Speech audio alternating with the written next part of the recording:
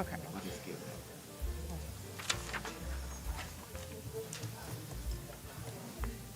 All this stuff anyway. Good afternoon, everyone. I would like to call the Flint Board of Education Committee of the whole meeting in order at 6:31 p.m. Board members, I call your name. Please say present for the record. Trustee King is absent. Trustee Rutherford is absent.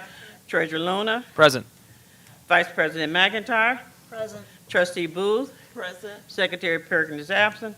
And myself, Dr. McNeil, present. We got 4 present and 3 absent.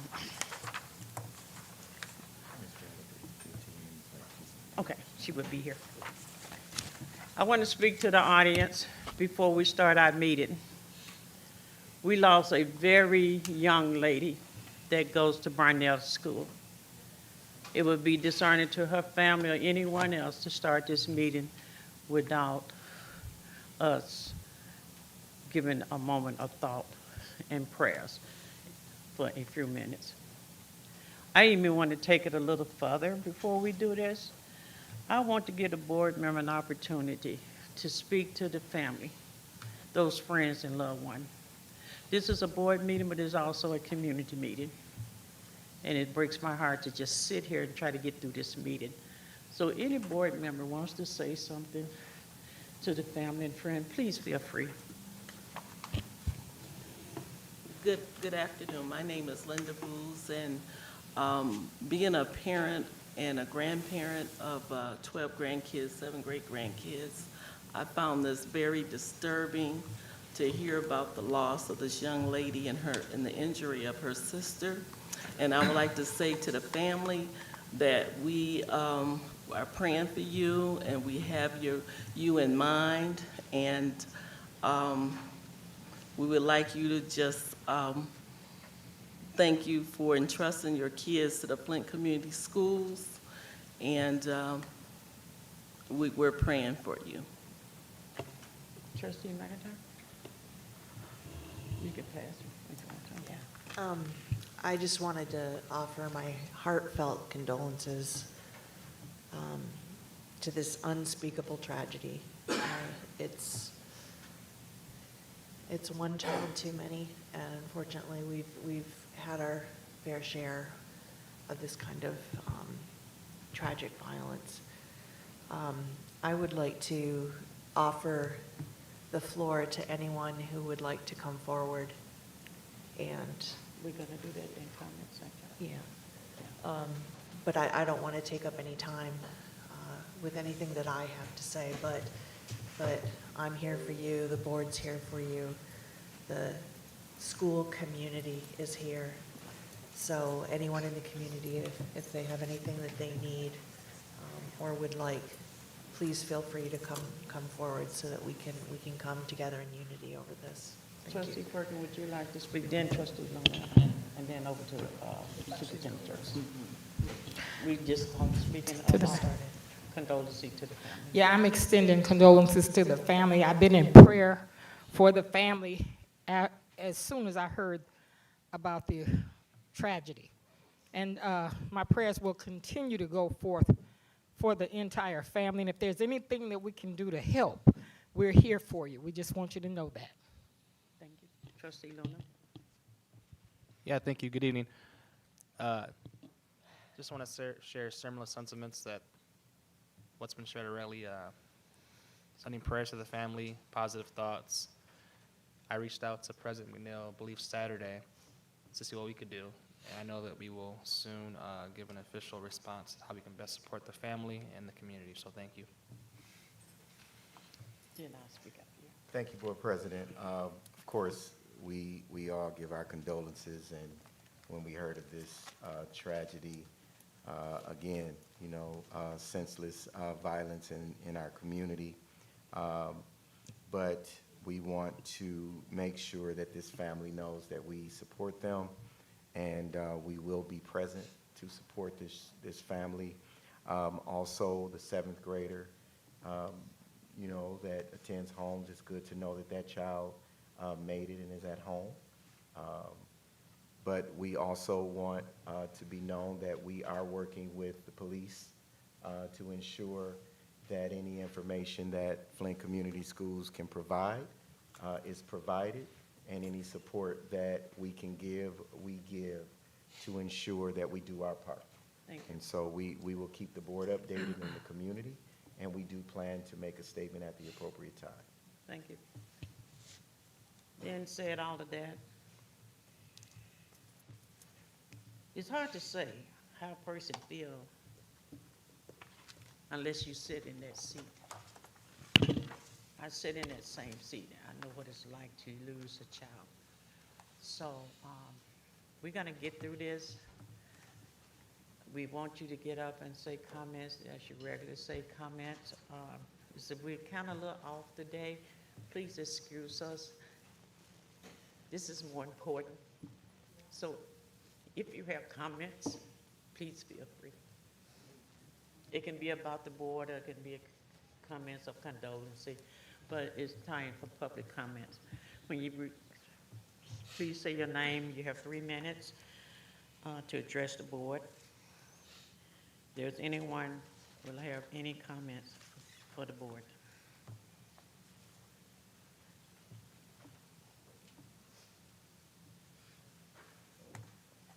Good evening. Is it on? I'm Carmela Johnson. I'm the president for Flint Community Schools Paraprofessionals. I'm very upset about what happened today, too. Could you speak a little? Could clear And the I'm mic. very upset about what happened today, too. This does have to stop. I don't know how it's going to stop, but I want the family to know we're in their prayers to it. Eisenhower and all the community schools, we're in this family's prayers. No one should have to be in that spot. So we are praying for them, and we're praying with them. But I'm here on another note. I'm here on the behalf of the paraprofessionals in Flint. I have received numerous complaints, phone calls, where our paraprofessionals are in fear of being in the classroom with some of our students, some of our scholars. Nothing in our job description says that we have to put up with desks and chairs being thrown. And this is what is happening at several of our buildings. And I understand it's about the children, but it's also about the people who are in front of the children. And it's not just about the children with the needs. It's about the special needs. It's about the other children too. Everybody sends their children to school to be safe. And every child in Flint schools matter. I do not see where GISD has been a partner to us. I see where GISD is running our district. Be careful when people use the word partner. And that's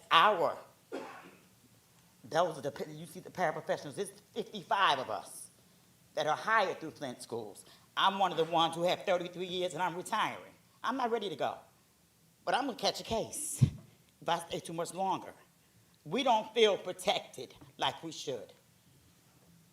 The first thing somebody's gonna say, have you talked to the superintendent? He can't do it all by himself. Yes, we have. Yes, we have. Maybe not to the extent, but we have been in constant communication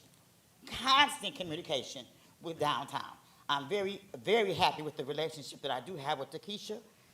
We keep open communication.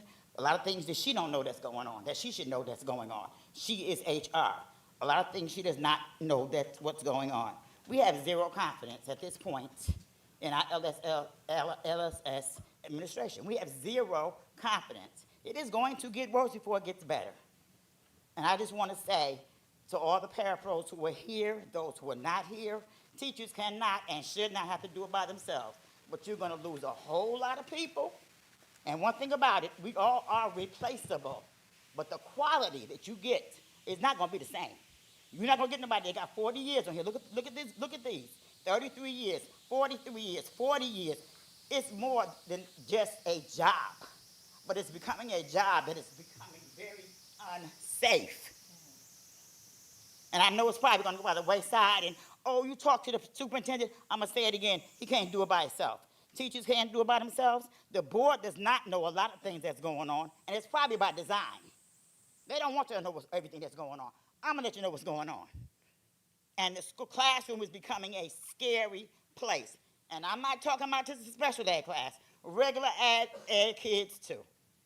Everybody sends their kids to school to learn and to be safe.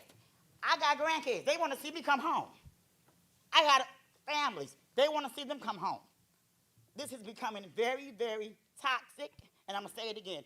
Be careful when people talk about partnership, because they start running things, and they start forgetting about the people that has been here, like myself, who has had students. Now I have their children.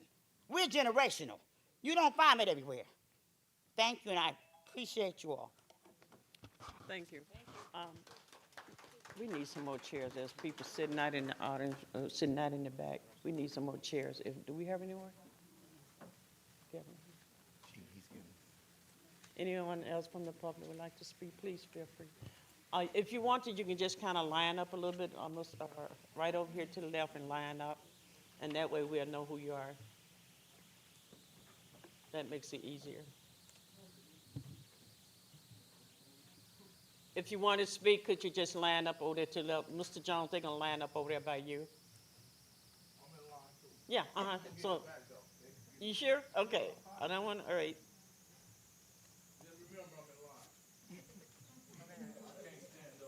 Okay, thank you. Proceed. So, good evening. My name is Tina Burns, and I'm actually here on behalf of my grandson, who is a special needs child.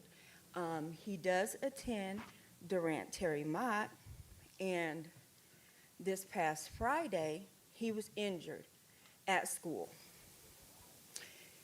He received a big gash on his forehead. It was bleeding profusely. The school did not call an ambulance. They did contact his parent, which was able to get there about 30 minutes after the incident happened. And when she got there, she was asked, "Would you like us to call the ambulance?" I feel as though there is some neglect on the school's part, because if my grandson is bleeding profusely, it's all down the front of him, in his nose, his mouth, his hands, and you don't call an ambulance, period. He had to be sutured. Like, he didn't just get stitches. It was down to his skull. And do you think anybody from this Flint Community School Board has called to check on him? No.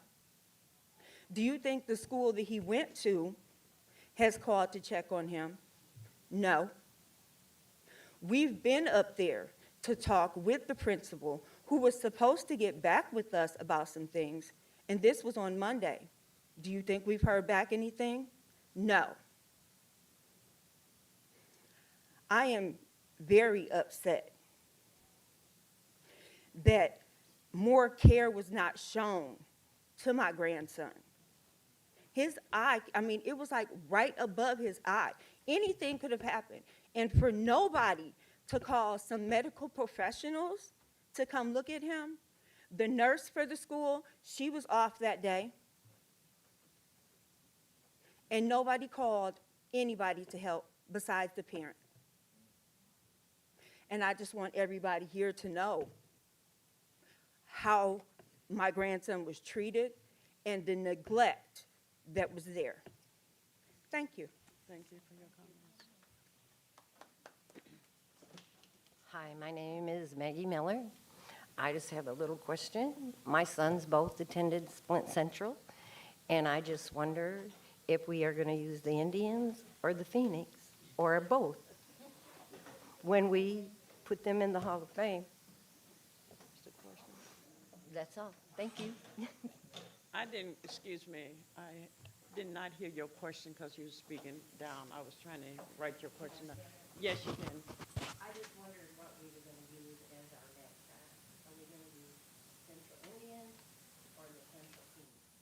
Or both? We're not going to use, okay, all right. You know,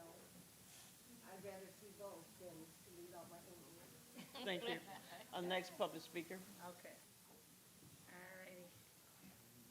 Good evening, everyone. I'm Young Muhammad. I just wanted to speak. In a minute, my granddaughter will get up here and speak. She's a student here at Brownell.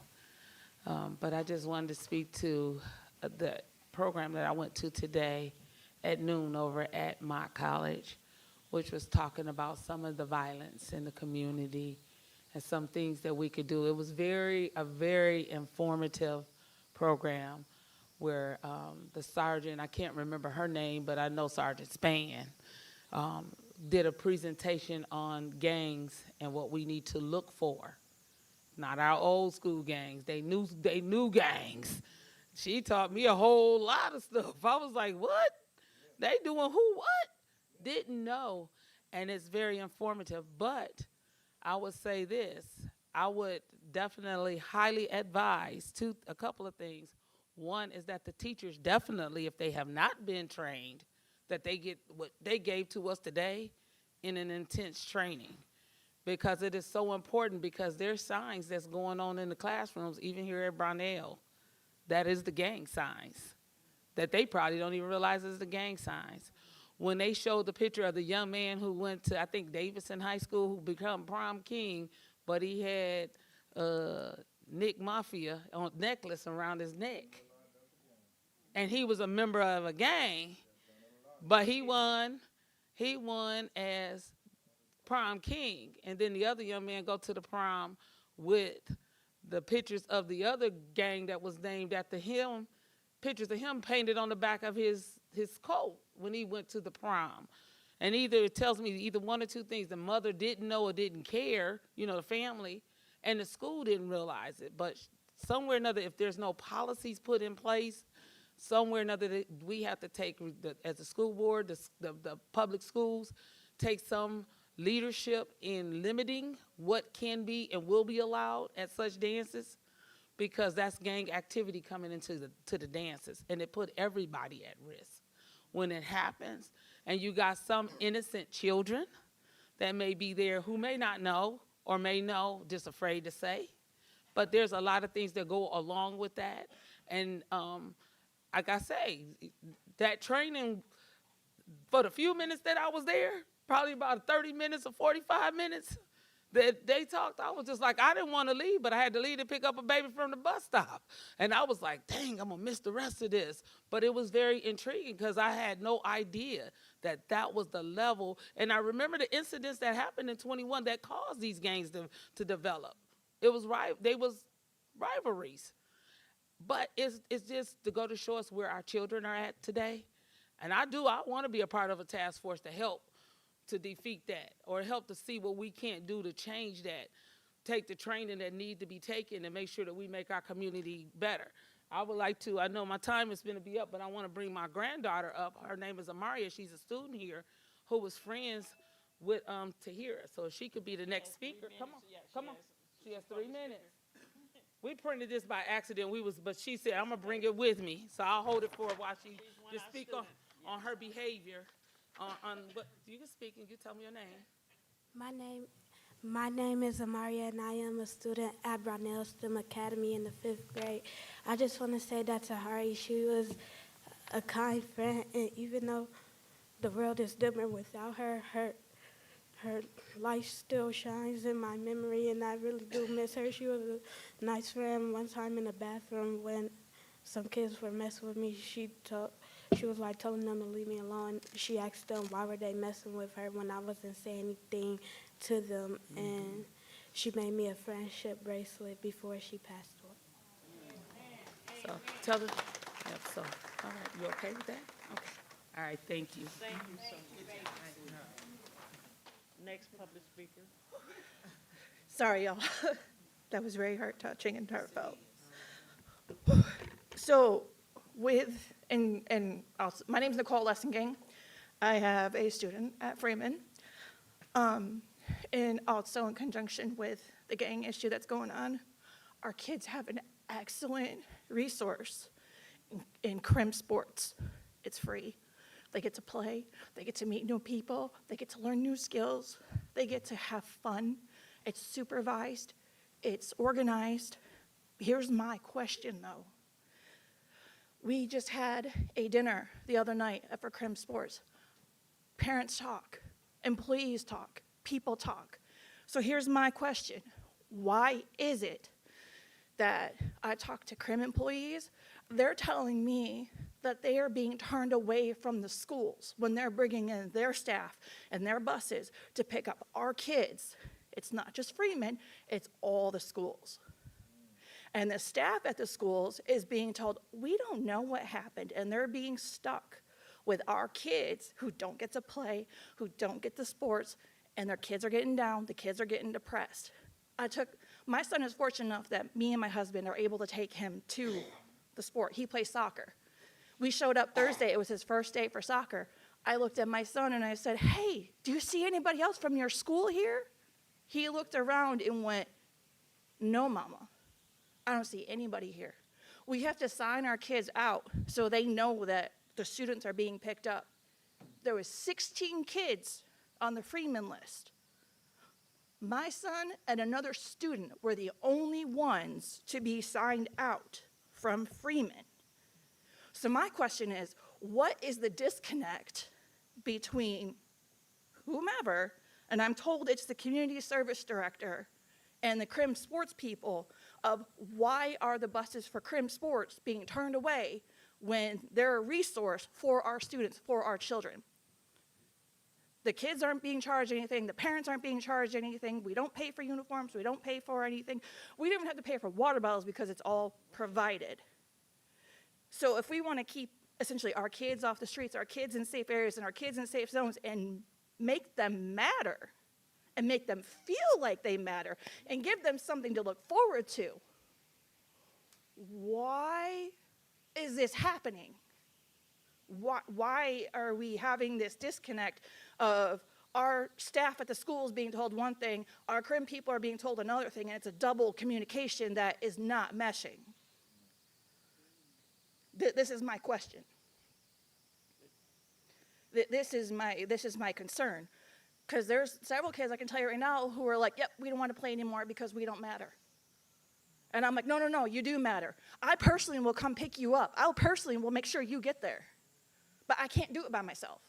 Crim can't do it by themselves. There has to be this communication. They've all been vetted. They all have the background. They all have been, I'm so sorry.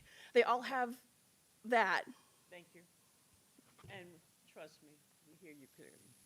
Trust me, we hear you. We hear all of you. This board does not respond to comment during comment session. We normally do it at the end, but it's a lot of things that's going on, and I respond to the pleasure of the board. I'm asking the board, what is the pleasure of the board? Do we want to do board comment after public comment and proceed with the meeting? And I do have one more comment. Proceed, Mr. Jones. Just something for the board to think about. How y'all doing today? You know, I'm hurt about the girl. I'm hurt about the girl, and the last time I was here, I was supposed to introduce a plan. You know, a couple of friends of mine called me up and said they wanted to do a celebrity basketball game on your school property to stop the violence or stop the violent basketball game.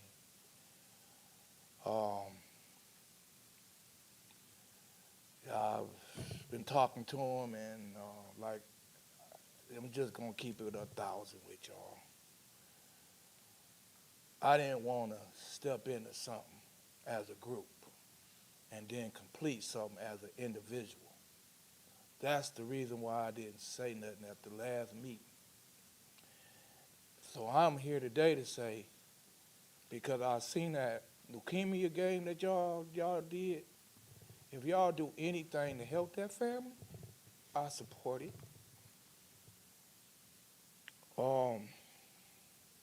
the shirt I have on, I have another one that I do. It is called, this one says Kids Life Matter. The other one that I have is called Children Lives Matter. I was talking to the guy who gave me this idea, and I told him because I make copies of these shirts, and so far I have passed out over 400 of these Kids Lives Matter and Children Lives Matter shirts to kids, free of charge. I'm a little bit short on ordering another 100 for next Saturday. We're doing a Silence the Violent March. And about 5 minutes before I came here, I just came up with a bright idea because it's a lot of problems in Southwestern High School that they don't realize kids' lives matter and children's lives matter. And every girl at Southwestern School, I got a goal to make a light blue shirt with dark blue lettering saying kids' lives matter and children's lives matter and give it to every girl at Southwestern High School. And every boy at Southwestern High School, I want to get a dark blue shirt with light blue writing that says children's lives matter and kids' lives matter, because it is very important that those children and those students understand that children's lives matter and kids' lives matter. I come from a gang society. The difference between what these kids are going through and what we are going through is them switches. Thank you.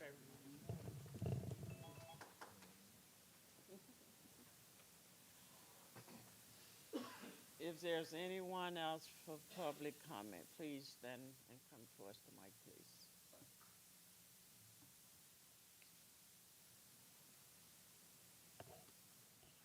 Good evening. First, I want to extend my condolences to the entire Flint community on the tragic passing of student Tahari Knox. My name is Allison Montgomery Littlejohn, and I am a parent of two sons that attend Doyle Ryder Education Center. And I am here to express my concerns regarding the lack of communication that both my husband and I received about the academic performance of our first grader. During the last parent-teacher conference, my husband was told by one of our son's teachers that she was planning on failing our son until she discovered that he could read. My son is in a classroom with two teachers.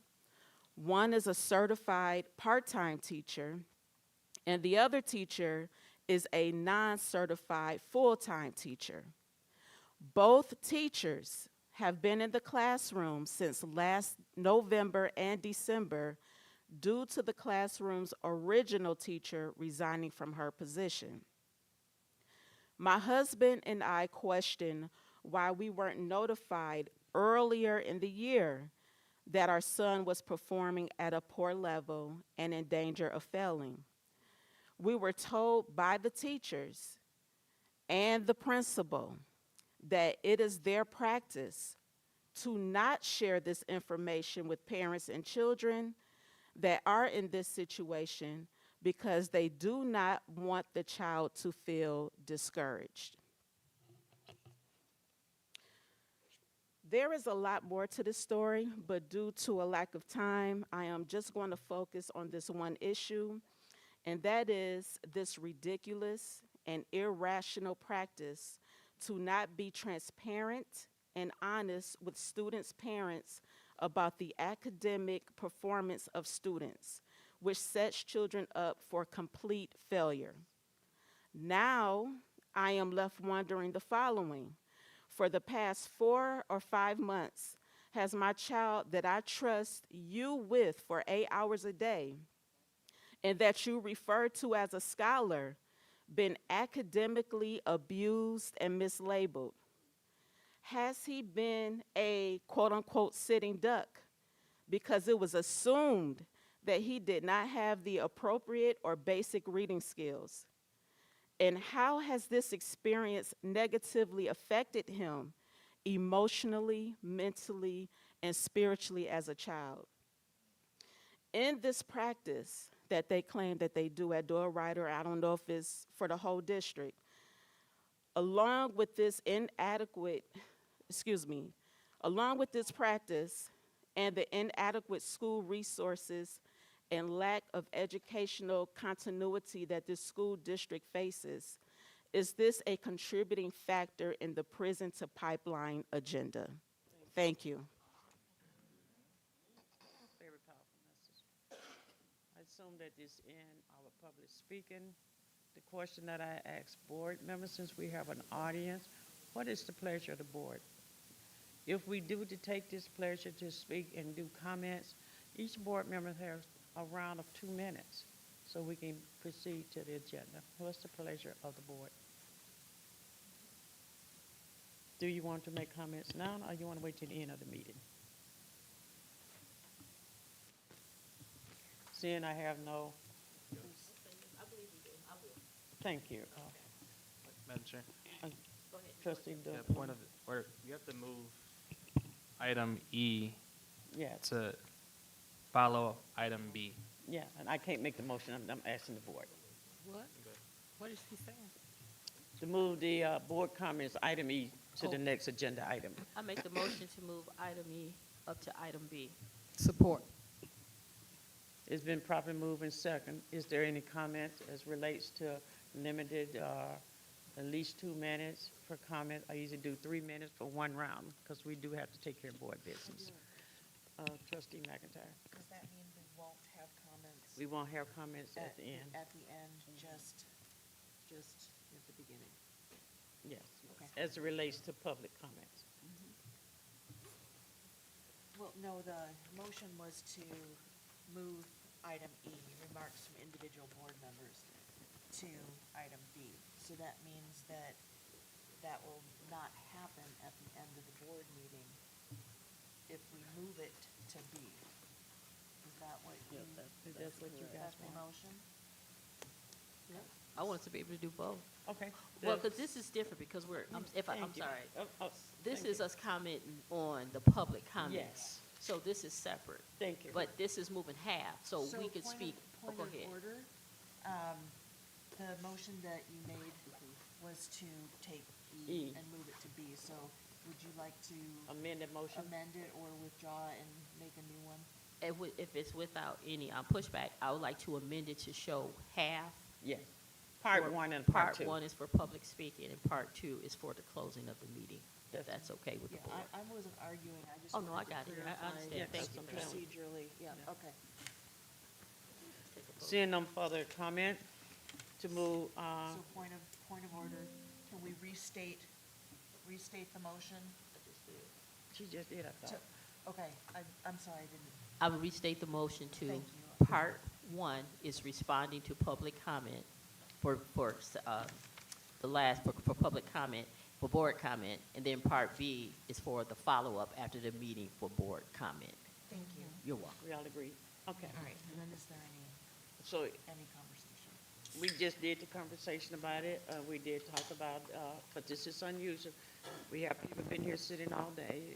They wants to hear, they didn't hear, they Right, wants to point of- hear. point of So order. you wants to know, what was your question? I'm sorry. Point of order is, so she revised the statement. Yes. And now it's, are there any questions, and then we go into. Are there any questions regarding the amendment? Seeing no further question, that, we all agreed to that, and we don't need to take a vote. Let's proceed. Madam Chair? Do need to take a vote.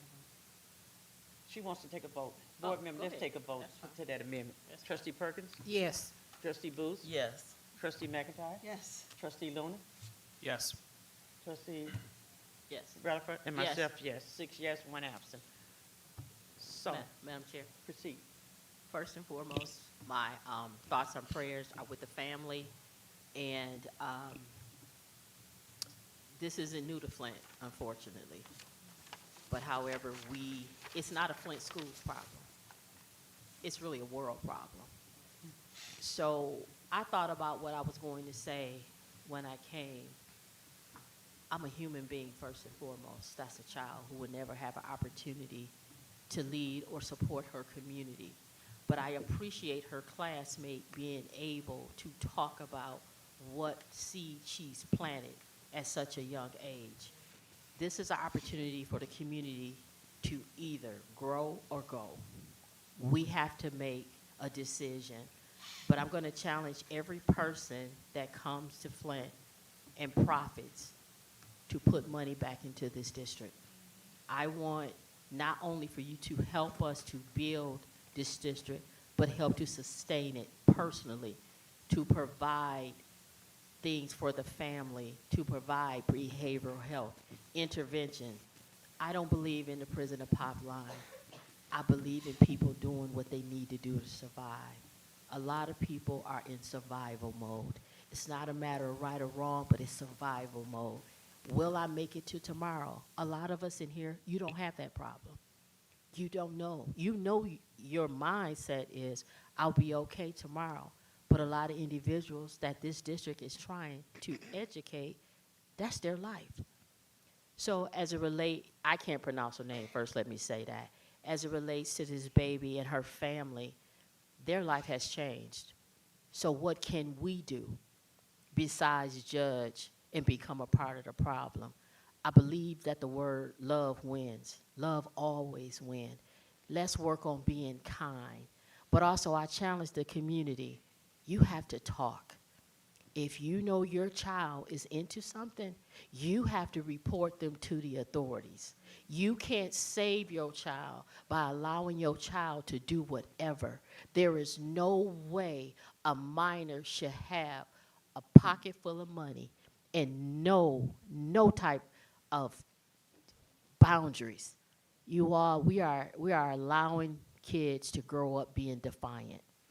And when you allow them to be defiant in school, they want to be defiant outside with police officers. And police officers' first job is to annihilate the threat. And people want to say that's their job. But we have an opportunity to grab a child. Doesn't have to necessarily be your blood relative, but that child's going to impact your life some type of way. So why don't you do the right thing? But I have to say, the adults are the problem because these behaviors are learned behaviors. You can't allow technology to raise your child. If you need help, come talk to someone. It's plenty of resources. Genesee County is not slacking on any resources. Whatever you need, reach out to someone. I'm a board member. Please talk to me. If you're in need of something, there's resources. There's no judgment. There's help from me. I'm here. We all are elected to help, not hinder. But again, I want to close with this. If you are benefiting from this district, give back to this district. And if you don't know how, please come talk to me. I'll help you. Thank you. Thank you. Next, our board member to speak. There is no more comment from the board. Yeah, I'll go ahead. You can start it, Pam. So a couple things. I hope I don't miss anyone. So to the young lady who talked about the disconnect between the crim and the school, that's concerning because I used to be a crim coach. I can't hear you. Is that better? Yes. I just said that to the woman who talked about the disconnect between the crim and the school. That's concerning because I used to be a crim coach for the cross country at DTM a couple of years ago, and it was a really great experience for me and the students. So I'll talk to Mr. Jones to see how we can, try to mitigate that and, solve it. There's some other folks who mentioned violence in the classroom. I think this board has taken school safety very important, but we have things to work on. So I'm really concerned about that communication piece. And I wonder if we could maybe, through policy, make that more clear about how we communicate with the parents if their student's injured in the future, so we can address that and make it not happen again. For the Flint Central Indian thing, I think, I'll be honest, I think it's going to be not that, it'll be the entire city of Flint High School. I do know that's going to be a community engagement piece, so more to come on that. just so you know. I believe I missed one more individual. To the parent at DTN, no, at Dole Ryder.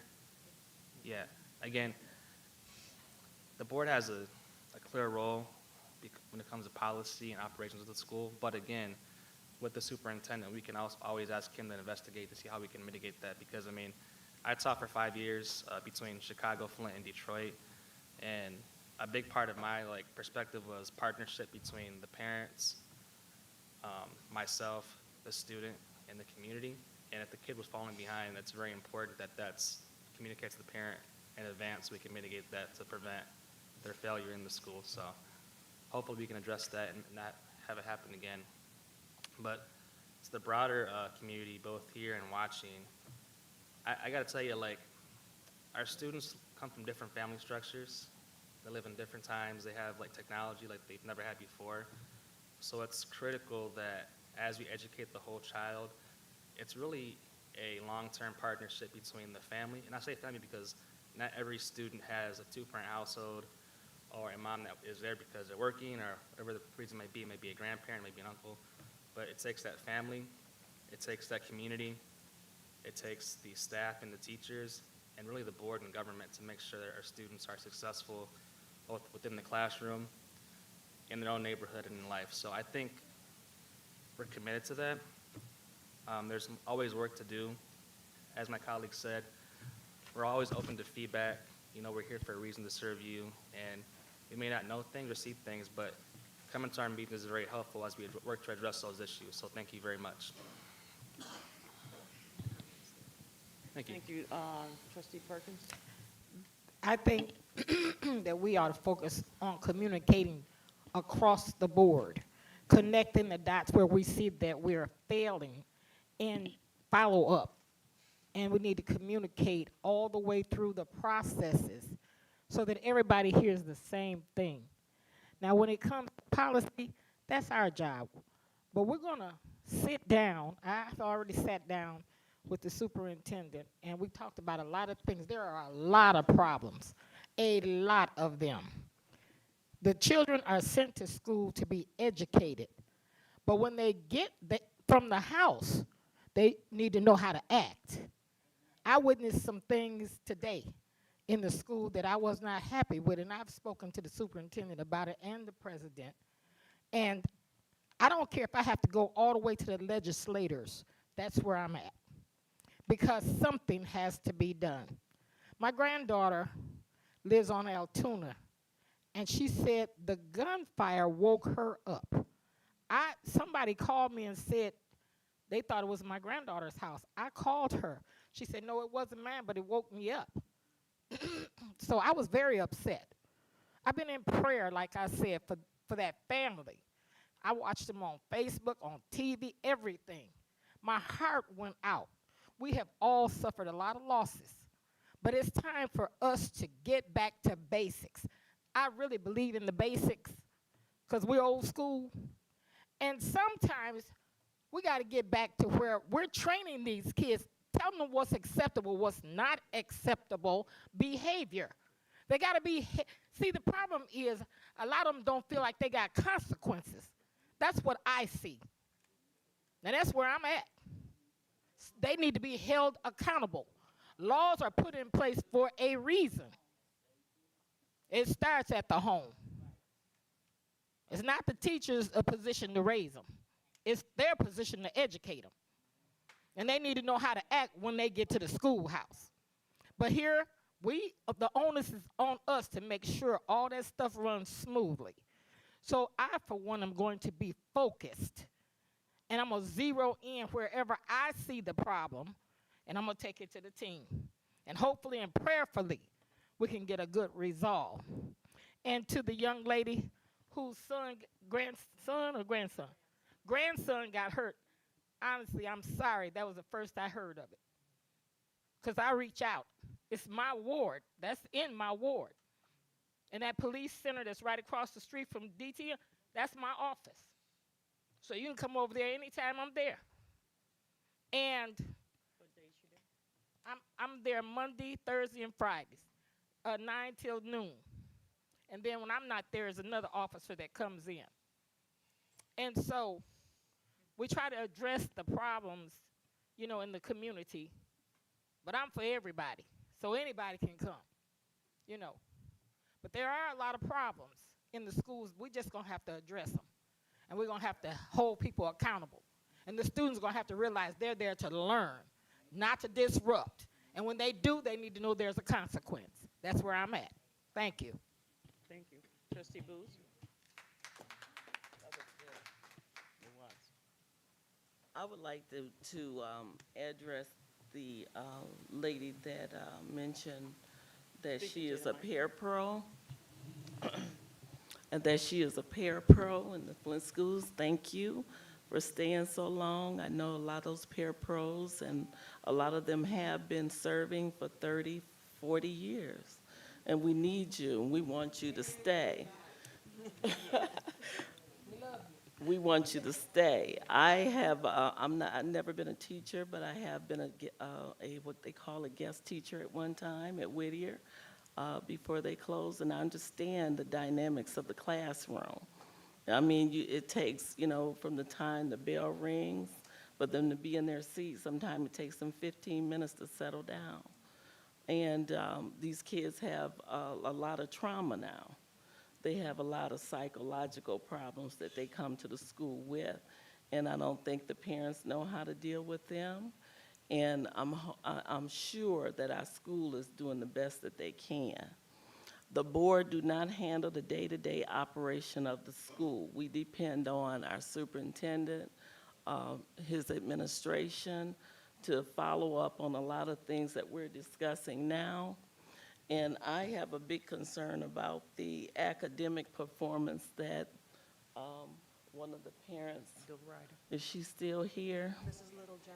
Mrs. Littlejohn, at no time you should have to dig up information regarding your child. That information should be freely given. And we're dealing a lot with academics now. We know that a lot of our kids are failing. I would like to have someone explain to me from the, either, maybe not now, but later on, I'm gonna have somebody explain to me what protocol you should go through to get that information that you need. You should get it from day one. The expectation of your child from kindergarten to, we don't want to say to the grade, we want to say from kindergarten to 12th grade. We want you to be able to know what is expected from your child. And I understand you have 2 children, is that correct? Okay. So somebody need to follow up with you so you can get that information. You're welcome. Thank you, Trustee Booth. Trustee McIntyre? Yeah, thank you. I'm going to try to keep this short because there's a lot here. But the first thing I wanted to sort of address them in order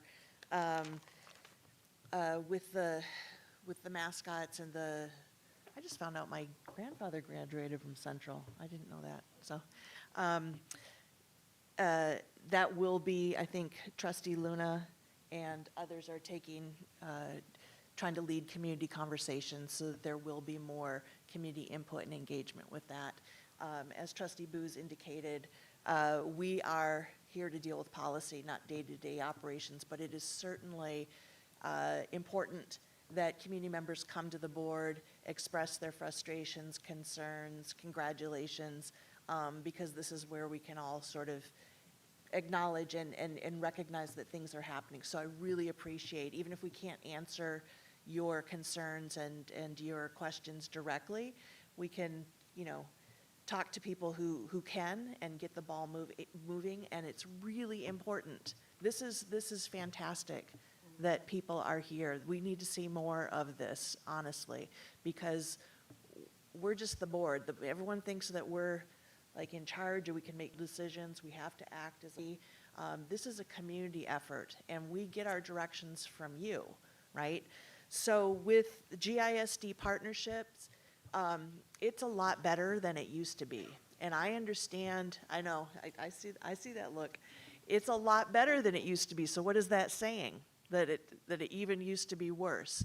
And I would love to have that conversation with you because I hear you. I hear what you're saying about being mindful of that partnership. And we, as a board, and especially Joyce and I from the beginning, have been very, very concerned about making sure that we have partnerships with our so-called partners, you know, people who were called partners that didn't act like it, right? I even called, you know, somebody a colonial overseer at one point. So it has gotten better, but it is a lot of work, right? And relationships are ongoing work that we have to do. So I hear you about GISD. We are going to continue to work with them. We have different changes in leadership with the state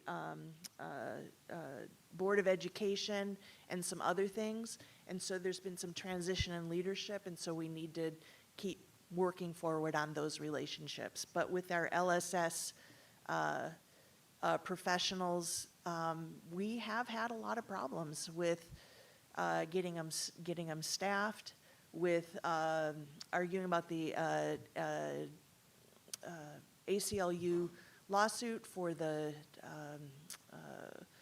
special needs students, all that kind of stuff. There's a lot of moving parts in there. So I would love to have you guys come forward and have further conversations and have more input into that so that we have a better understanding of what you're seeing on the ground and you have a better understanding of what we see like behind the scenes on these, you know, these meetings.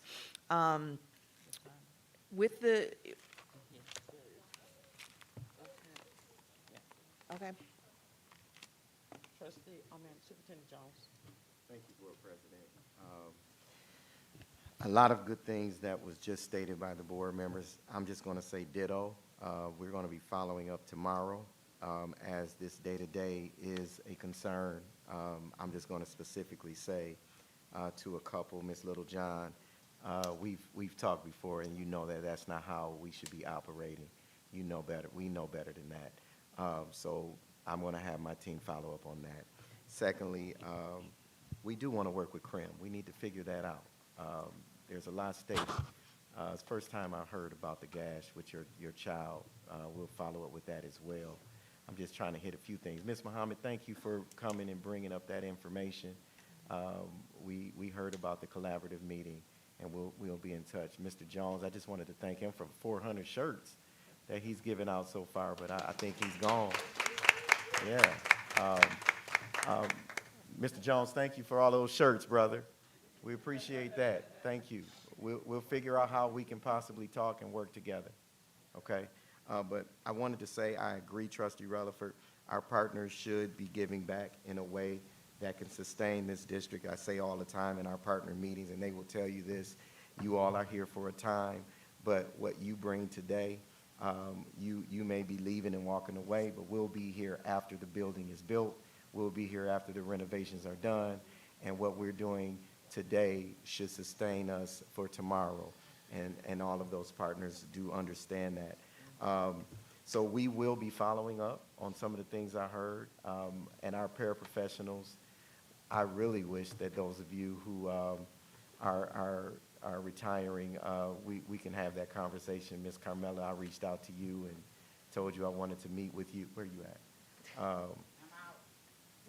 And I understand that, but thank you. Congratulations. But thank you for the relationship that we have and the work that we're doing.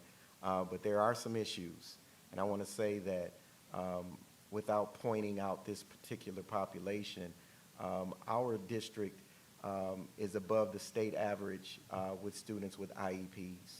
It's a lot of work. It's a lot of work on the staff.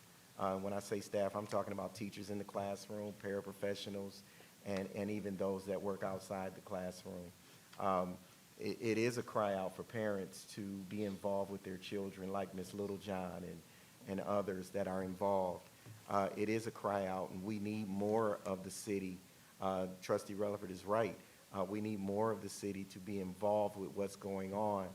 We have police officers that are a part of our district Mr. Walker and Officer Walker and others who work very hard every day to try to stop the violence, not only inside the school, but outside the school, at games and other places.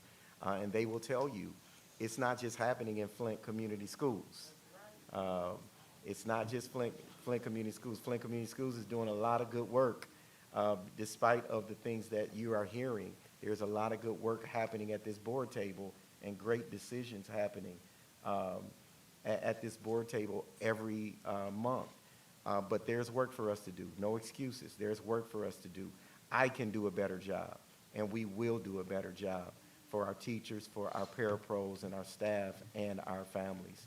So you will see that we're going to follow up. I can't promise you that we can solve every problem, but what I can promise you is that we will follow up and we will do our best to make sure that we close those gaps the best way we can as a district. Finally, to this young scholar right here sitting next to Miss Mohammed that's on her cell phone and that got her hoodie on. Anyway, it's after school hours. She all right. I just want to say to you, sweetheart, thank you for being brave enough to come today and to speak up. We need more scholars like you. We love you. We care for you. And we're going to bring you something to the school. Pam? Where's Pam at? I'm going to bring you something for speaking up, and it's called a Nintendo Switch.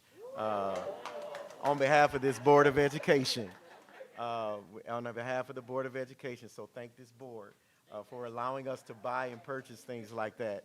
But we're going to bring that to the school for you tomorrow because you spoke up, and we appreciate you speaking up.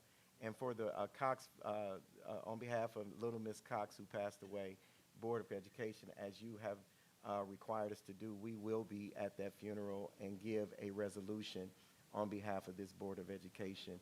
And we will be making sure that we're helping that family and any other family that lost a child. So thank you for the time. Thank you, Superintendent Jones. This has been one of the difficult and one of the greatest meetings that I have had in a long time. 6 years ago, I came on this board. I walked out of the schools. Well, some of the parents might remember me. I was very good at classroom management. They called me for classroom management. They, when the kids went through the water crisis, one of the fourth graders said, "Here come number 8. Let's see what gate she would take." I was the 8th teacher they had. When I got through with them, they was reading and writing at their level just about, and they was able to go to the next grade, and one was able to skip a grade. That was over at Door Rider. Learning, there's no such thing as can't. We have to take, my theme when I ran, it's time to teach a new way. You can pray all day long, but you ain't got no action to your prayer. You can pray all day long, but it requires action. So when I'm praying, I'm looking for somebody to answer my prayer. And that's what you guys are here for. It's impossible to run a classroom without a parallel, especially after the Flint water crisis, the pandemic. They did not reduce the sizes. They have taken away your books. They have taken away their rights. Everything that we need to survive, they just about have taken away. Tell the truth and shame the devil. You got $600 million downtown. If they had to cut those checks a little bit earlier, them youth, they would have been somewhere buying some gym shoes, opening up Genesee Valley Mall and shopping rather than shooting. The average kid out there now is 26 years old. Can't find a job, been poisoned, family member died during the pandemic, and you tell me you downtown, you can't figure out how to give these kids and these families their money so their parents can get the help that they need. Gun violence is easy to solve. Put some money in a person's hand, they go shopping. They're not looking for no gun. Put some money in their hand, they can buy a home. These young people want to live. This frustration is out there. How many times do we have to come here and have this type of conversation?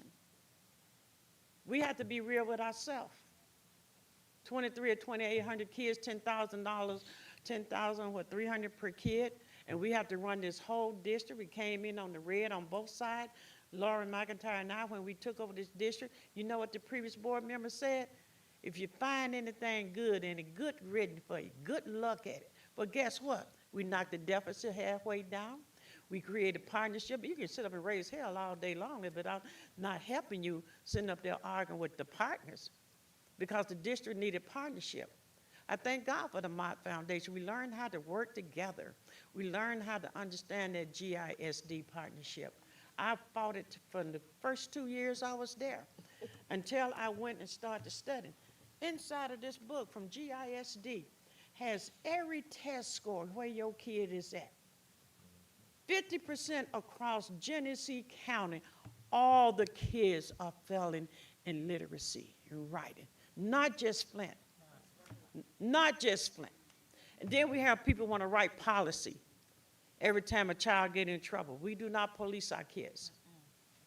You're not going to, cause a child get in a fight, you're not going to call the police on that and find the mother. What's she going to pay it with? They holding up $600 million. They won't even give you that for poison you. I shoot from the hip. These kids can write. They can read. They can be disciplined. We're talking about having parenting class, parenting intervention. I was at speaking at the library, talking about how you advocate. We had 4 or 5 more parents standing with this lady, Miss, I'm the president, I got 1 more minute. But I just want to say we can advocate, but we need 2 or 3 or 4 or 5 more. You're coming to this board. A lot of things you think we know, we don't know, but there's a protocol that you go to. Go to the teacher, go from the teacher, take 2 or 3 or 4 people with you, document, go to the principal. You shouldn't spend there all long time with them because you spend most of your time with your teacher. Then to the superintendent, then to the board. We can change things, but we have to work together. Nobody's going to come to save us. Don't assume that we know everything. A lot of things I've been told that they tell you, don't tell the board. Well, the board going to find out anyway, so you might as well tell me, because by that time I'm pissed because you didn't say tell the board. So I want to let you know we appreciate you guys. We do have a lot of agenda. Yes, there are some issues. I was at Southwestern. I taught at Southwestern. They put some chemical on my desk and messed the side of my face up. So the behavior is there. I'm not denying that. But we need some tools and some resources in this district, such as Trustee Rutherford was saying. And we're working on it. We got consultants on both sides. We're traveling all over, looking at what other districts have done. We're paying teachers, they're getting raises, everybody getting what they want, but the children are continuing to fail. At one point, when are we gonna put the kids back on our back, and let's ride this thing through together with the kids in front of us. I appreciate you, and I thank you. This is the end of public comments. You gonna do the presenters now? Excuse me, there was a request for a moment of silence. We did a lot. And before you leave, going out this door, let's give a moment of silence to that family and to that baby. Thank you, Trustee.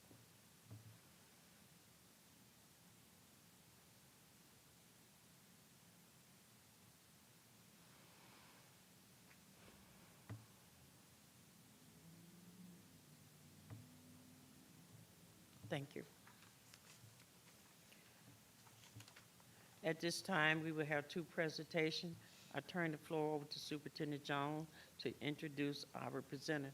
You all are welcome to hear some of the information what we're talking about, the construction. We'll be talking about the construction and different things that we're doing in the district. Thank you, Board President.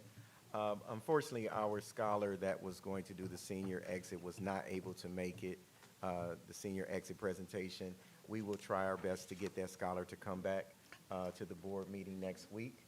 But at this time, I'm going to ask some of the team, the design team, and PMR to come as I do this work on facilitating this presentation, and Clark Construction, if you guys could come forward to support me as we kind of talk through some of the updates from last month when we were presenting to you. We promise not to be long. We promise not to be long. I'll say it one more time. We promise not to be long. But we wanted to give you the updates that you requested for the high school project. But before we do that, just want to really say and thank the Charles Stewart Mott Foundation for the announcement on Monday. It was an amazing announcement of commitment to this project.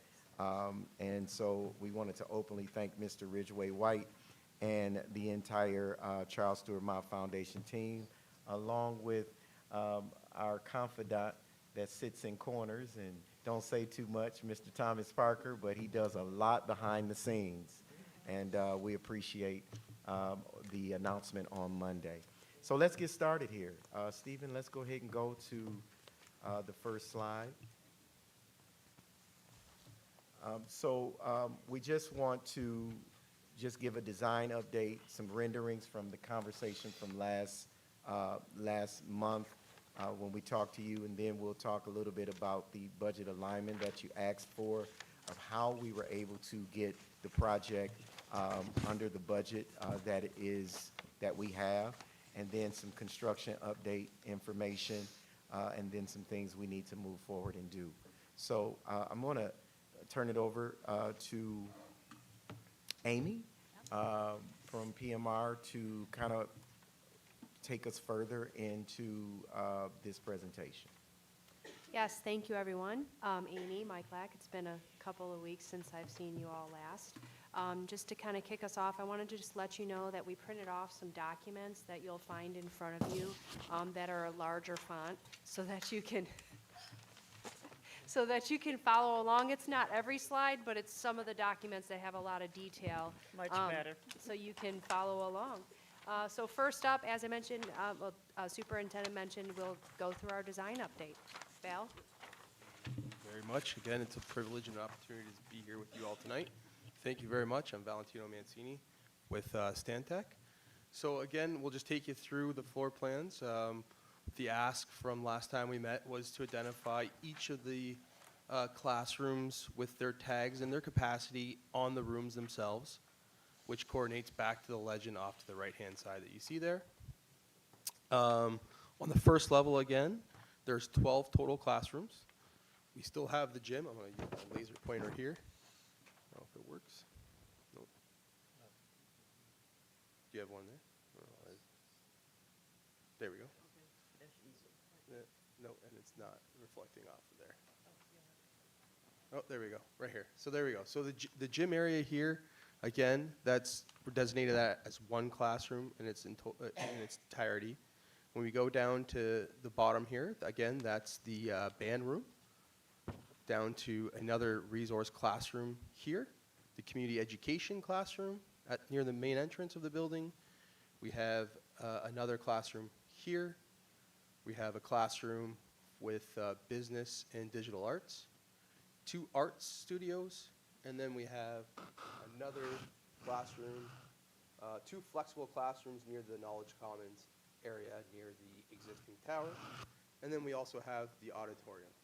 Again, to clarify, the choir will be housed in the auditorium area. So when they have choir practice and lectures will be in the auditorium. So Val, let me just say to the Board of Education, so the first 3 sheets you have in front of you is a total of 33 classrooms and 1 mindfulness room, which gives us enough occupancy for 1,000 scholars. Okay. So you don't have to go through each one of those rooms because the board has it in front of them. Okay. But what we did is we worked with the academic team along with Dr. Wanda Cook to determine what was needed. We also had several sessions, and Mr. Parker was supporting in that, to determine what's needed and what's not needed so that we can be under budget, but also make sure we're giving our district really good programming for the school. So Perfect. that's Okay. good That's with perfect. that part. Okay. So All right. you can go Keep going. go past that. All right. Keep going. This is the view from Crapo Street. Again, the glass and the glazing we heard last time, so we are going to be taking consideration, looking at reflectivity and tinting from the road, as we heard of the privacy concerns from the trustee here, man. And also, the stone facade look at the main entrance is intact there as well. So next slide. Again, this is a view looking at the main entrance and the track and field area, maintaining the stone entrance at the far left with the grand stair, and also we have the athletic entrance, dedicated entrance there in the middle with the gym to the far right. Next slide. This is a field. This is a view standing at the field, so you could see that kind of shadow location at the bottom. So that's where both the football teams will run out underneath the tunnel area, with the grandstands off to the right, and the gym and press box as well there. Okay, so this is the Heritage Plaza. The lift that we heard last time was to, like, if we can capture a lot more of the existing brick from the high school, so we did that. We updated the renderings to include that, as well as trying to incorporate the Viking with the Colt, along with the two flags of Northwestern and Southwestern as well. So we put those touches of colors in the flag. The knight with the coat. The knight with Yeah, the let's Colt. get that right. Sorry, the knight with the Yeah, vote. don't mess The that knight, up. the Vikings man. by itself. Sorry. Sorry. That's right. But board members, I know that there was a conversation about exploring brick with the community and allowing the community to buy a brick. And I know that this team is going to prepare something for us to read, to determine whether or not you want to move forward with that as a board. But I would like you all to put that in writing so that the Board of Education can read that and make a determination how to move forward with that. But also cost structure and everything that the board would need. Is that okay, Board of Education? Yeah, and Okay. that is staying within the budget, right? That will be something separate, but it will pay for itself for the most part, if that is something you decide that you want us to do. So we'll bring that back to you at a different time. You can go ahead. Yep, I think the next one. And then also, finally, we included the Flint Knights and the Colts, the Phoenix, all the logos on this facade to pay homage to the past schools, along with the Jaguars. This is the north facade. So again, the update here is this back elevation that you see here with the Flint logo will be stone with the ribbon windows.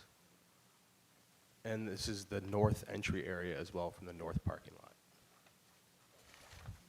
That's it. Budget line. Thank you. All right. So this slide presentation is similar exactly what was viewed in April 27th meeting. So just this is a high-level budget summary. In front of you is the breakdown, the very level detail of each of the line items that makes up these larger categories. So again, just to go over this format of the table, we have a moment in December, a budget approved of the 135 million.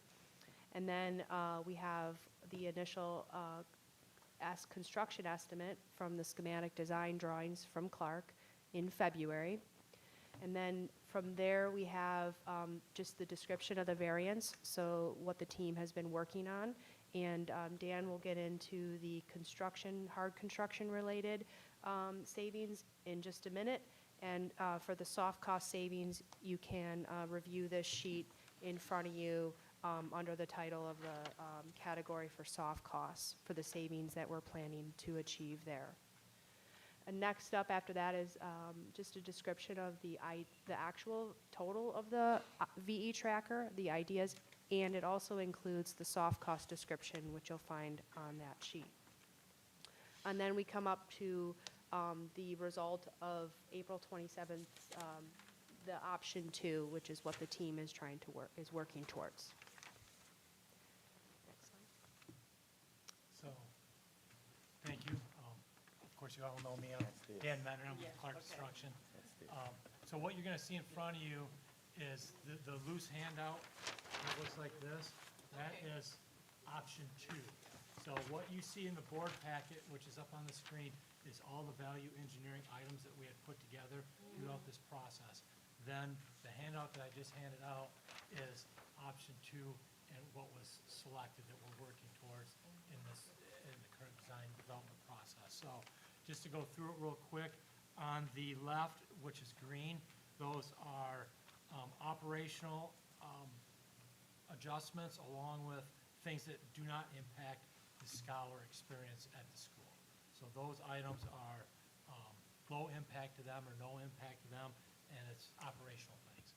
We can talk about that. The difference from what you see there and what we selected is item, I think it is C22 on that list was not accepted because it just, with the parking and what we heard with around the library and the Institute of Art was the need for parking, especially after hours when the school isn't in. So we don't want to reduce any parking.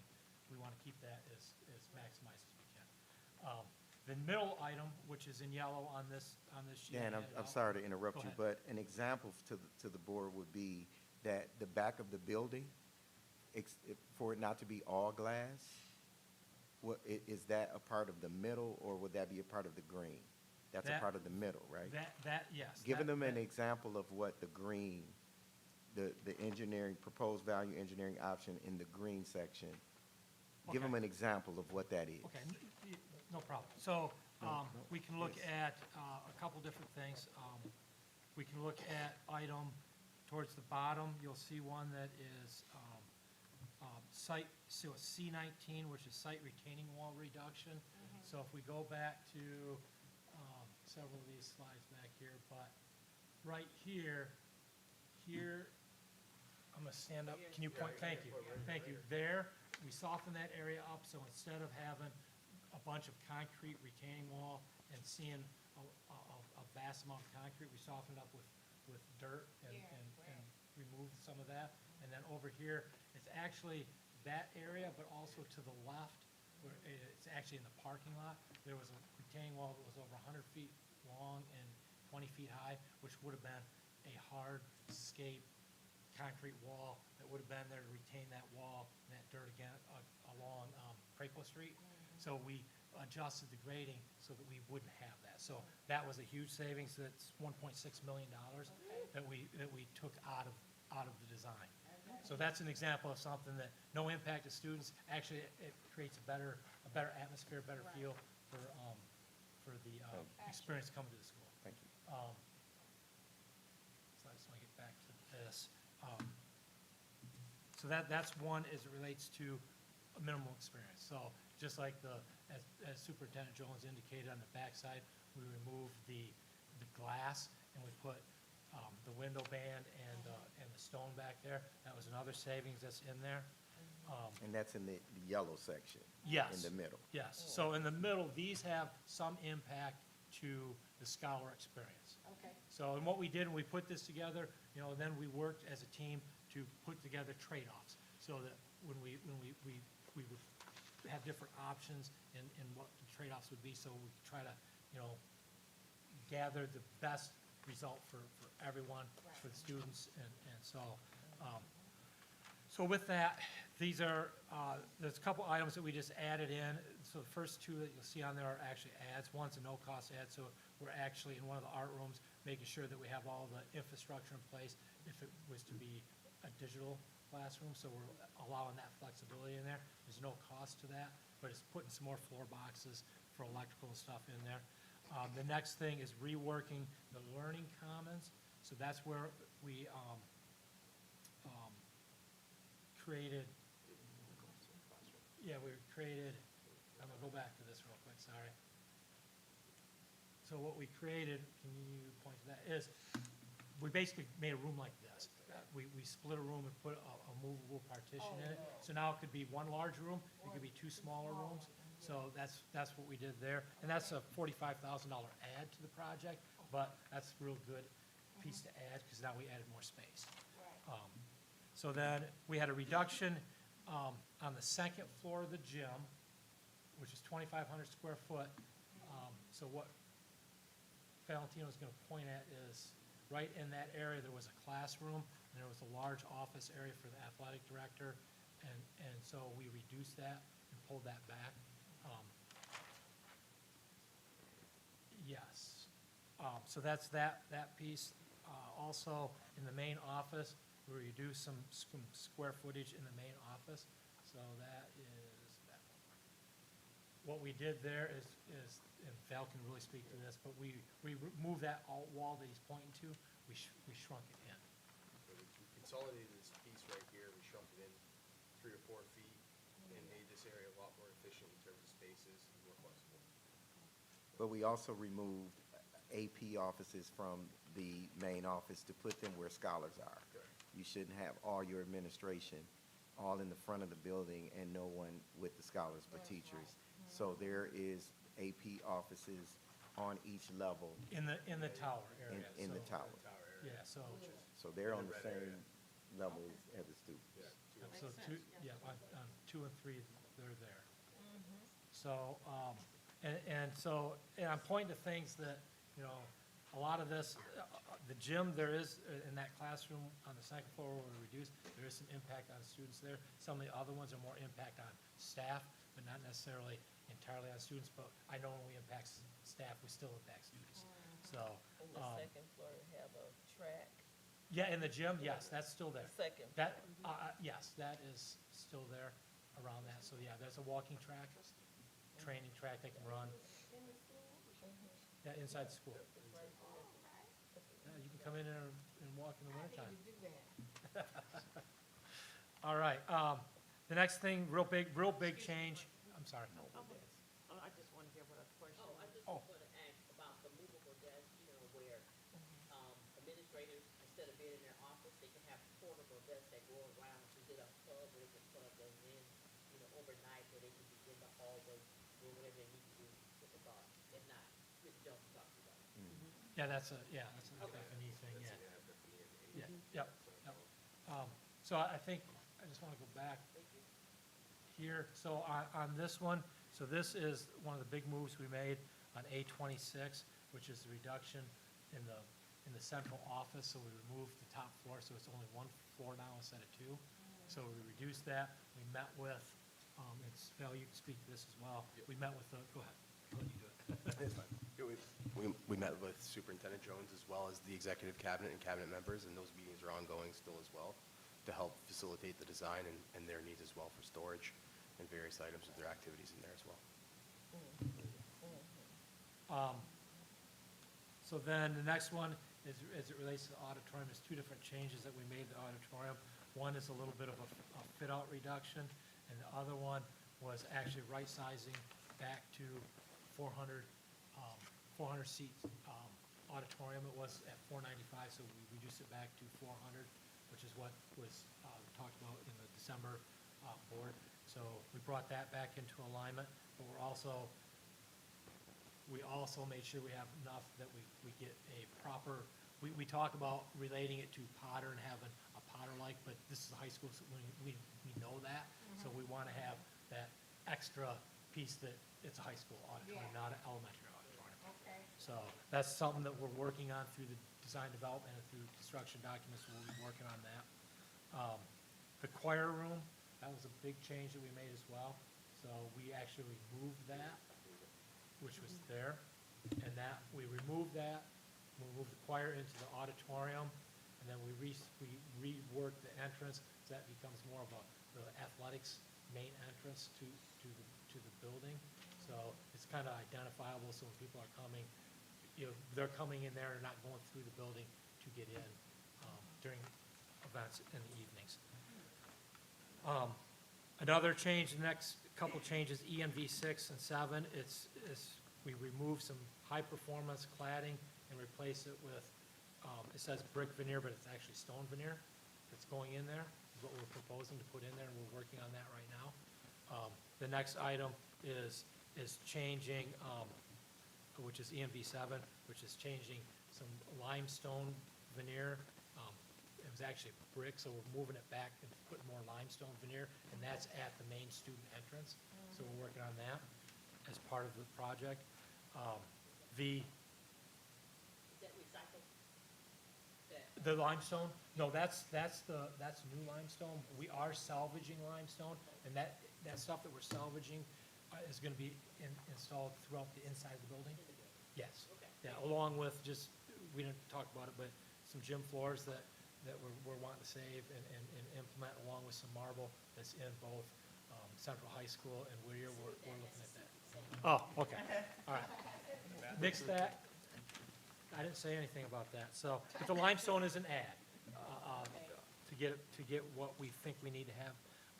So EMV 10 is the changing of the glass wall, and windows and stone panels. So on the original thing that you'll find in your board pack, it actually said metal panels. That is not metal panels, it is stone. So that is this elevation right here. That's stone, it's not metal panels, that's stone, that's stone. Okay. So that's what we changed. And now the Flying F, that is a backlit sign. So we're backlighting a lot of the signage that you're gonna have here. And then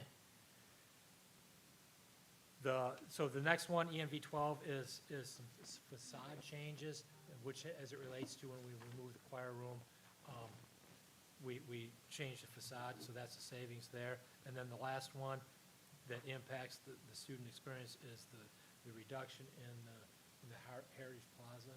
So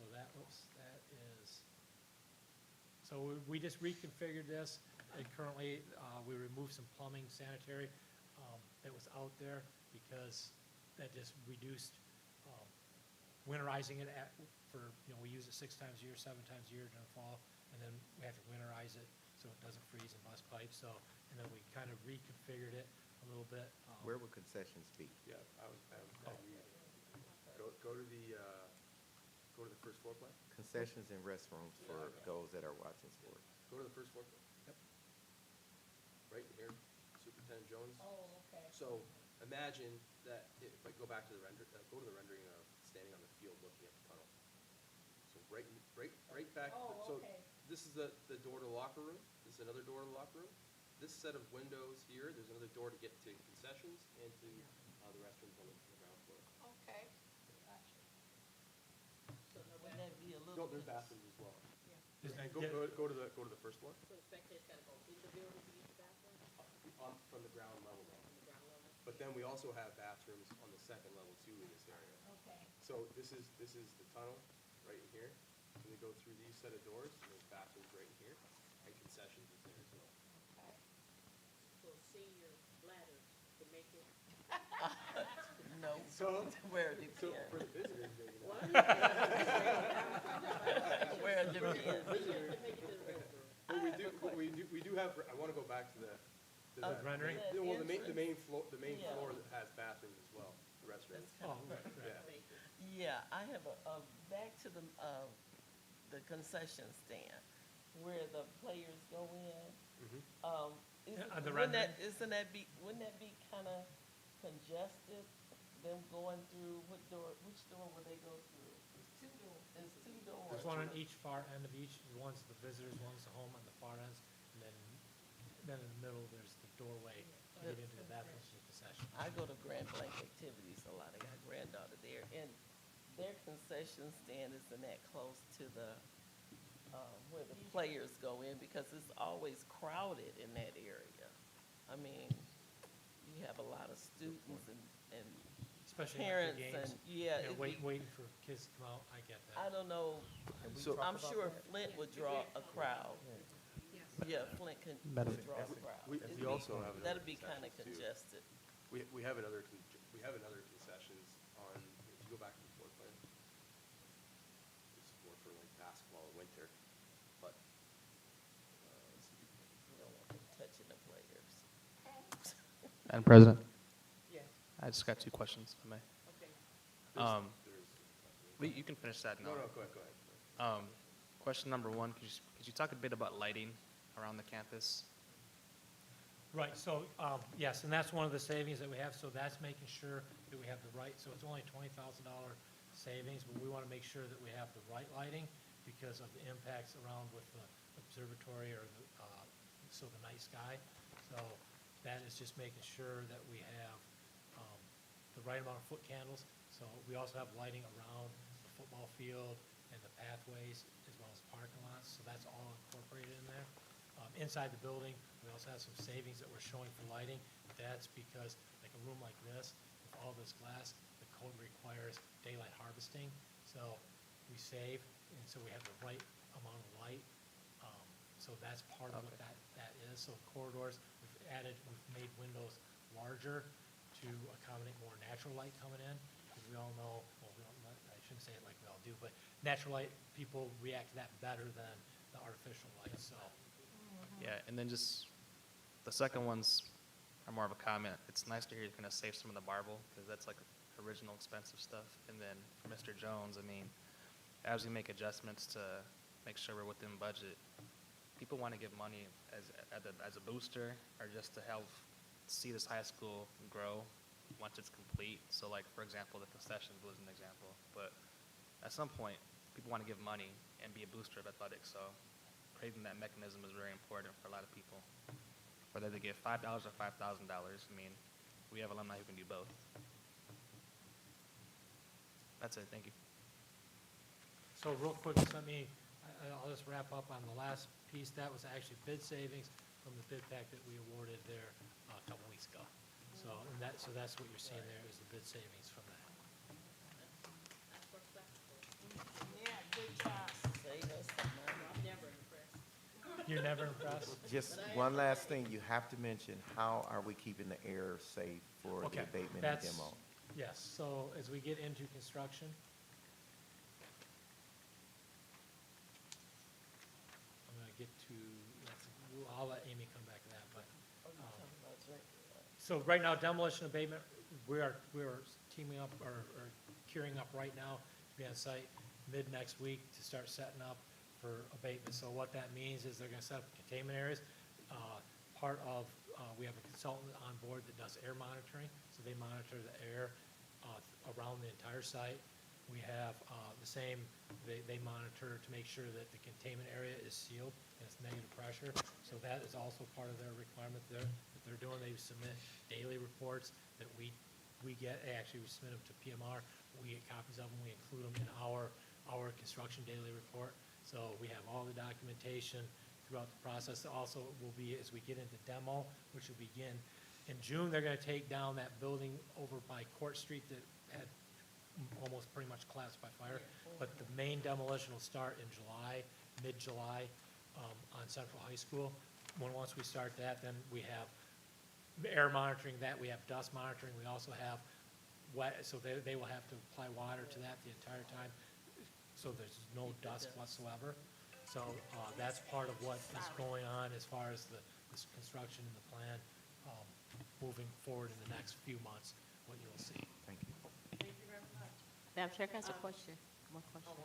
Okay, just, does the city of Flint is well aware, the fire department are aware of what you guys are doing, just in case something happens, so they can know? Yes, so, we met with the fire department back in January, February. Okay. Yeah, they're excited about it. They got your timeline? I met with them on a different project a couple weeks ago, and they were excited just because in the last month or so, there's been a couple fires out there that they've been called to, so, yeah, they're excited. Okay, Amy, good. do we need anything from the Board of Education at this point? Just to acknowledge the RFP process for the commissioning agent, just to touch on that, that is an important next step. It's a professional service that we have budgeted for in soft costs. It's a code-required agent that we need to onboard. It's the next steps on that piece is to do a structured RFP to very strategically go out to Flint local partners and even cast an even wider net to try to get some competitive proposals on services. So in the next few weeks, that will be it'll be PMR's focus is to see that through and then come back to this group with, at some point, a recommendation. Okay. We're clear. Good. We're clear. So we'll come back with a recommendation. So move forward. So we'll come back with a recommendation so the board can approve it. Yes. Okay. Okay, good. I really want to say you guys done a fantastic job. Fantastic working with us.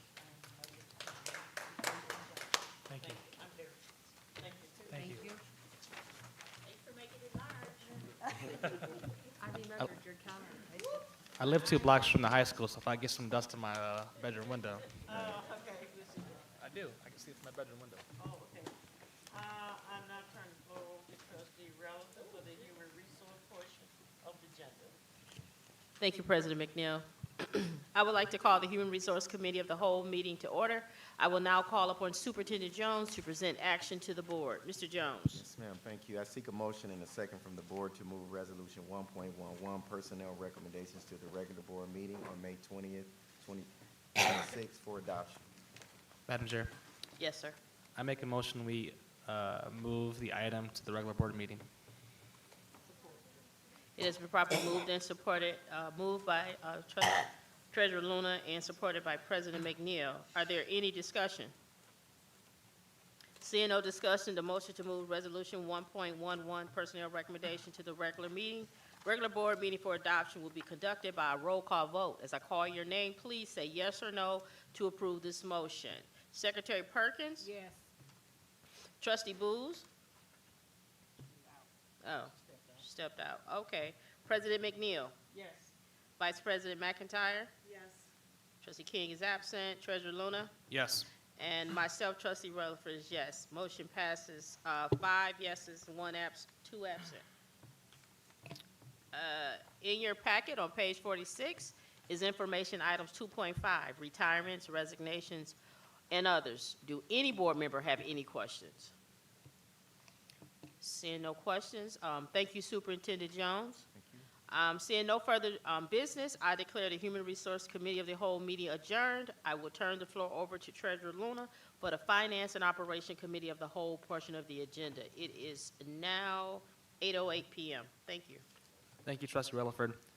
I now call the Finance and Operations Committee of the whole meeting to order at 8:08 p.m.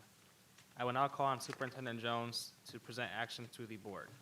I seek a motion and a second from the board to move Resolution 11.29, authorization to purchase benches and trash receptacles to the regular board meeting on May 20th, 2026 for adoption. What about 2.28? You skipped one. Food service. Sorry. I seek a motion and a second from the board to move Resolution 11.28, authorization to renew food service management contract to the regular board meeting on May 20th, 2026 for adoption. Is there a motion? I make a motion that we move 11.28, authorization to renew food service management to the regular meeting. Support. Okay, the motion's been moved by Secretary Perkins and supported by Trustee Rutherford. Is there any discussion? All right, seeing no further discussion, the motion to move Resolution 11.28 to the regular board meeting will be called by a roll call vote. As I call your name, please say yes or no to approve this motion. Trustee Rutherford. Yes. Trustee King is absent. Vice President McIntyre. Yes. President McNeil. Yes. Trustee Booz. Yes. Secretary Perkins. Yes. And myself, Treasurer Luna, yes. The motion passes 6 yes, 1 absent. I seek a motion and a second from the board to move Resolution 11.29, authorization to purchase benches and trash receptacles to the regular board meeting on May 20th, 2026 for adoption. Support. So moved, I'm sorry, so moved. All right, so the resolution was moved by Trustee Relaford and supported by Trustee Booz. Is there any discussion? All right, seeing none, the motion to move Resolution 11.29 to the regular board meeting will be conducted by a roll call vote.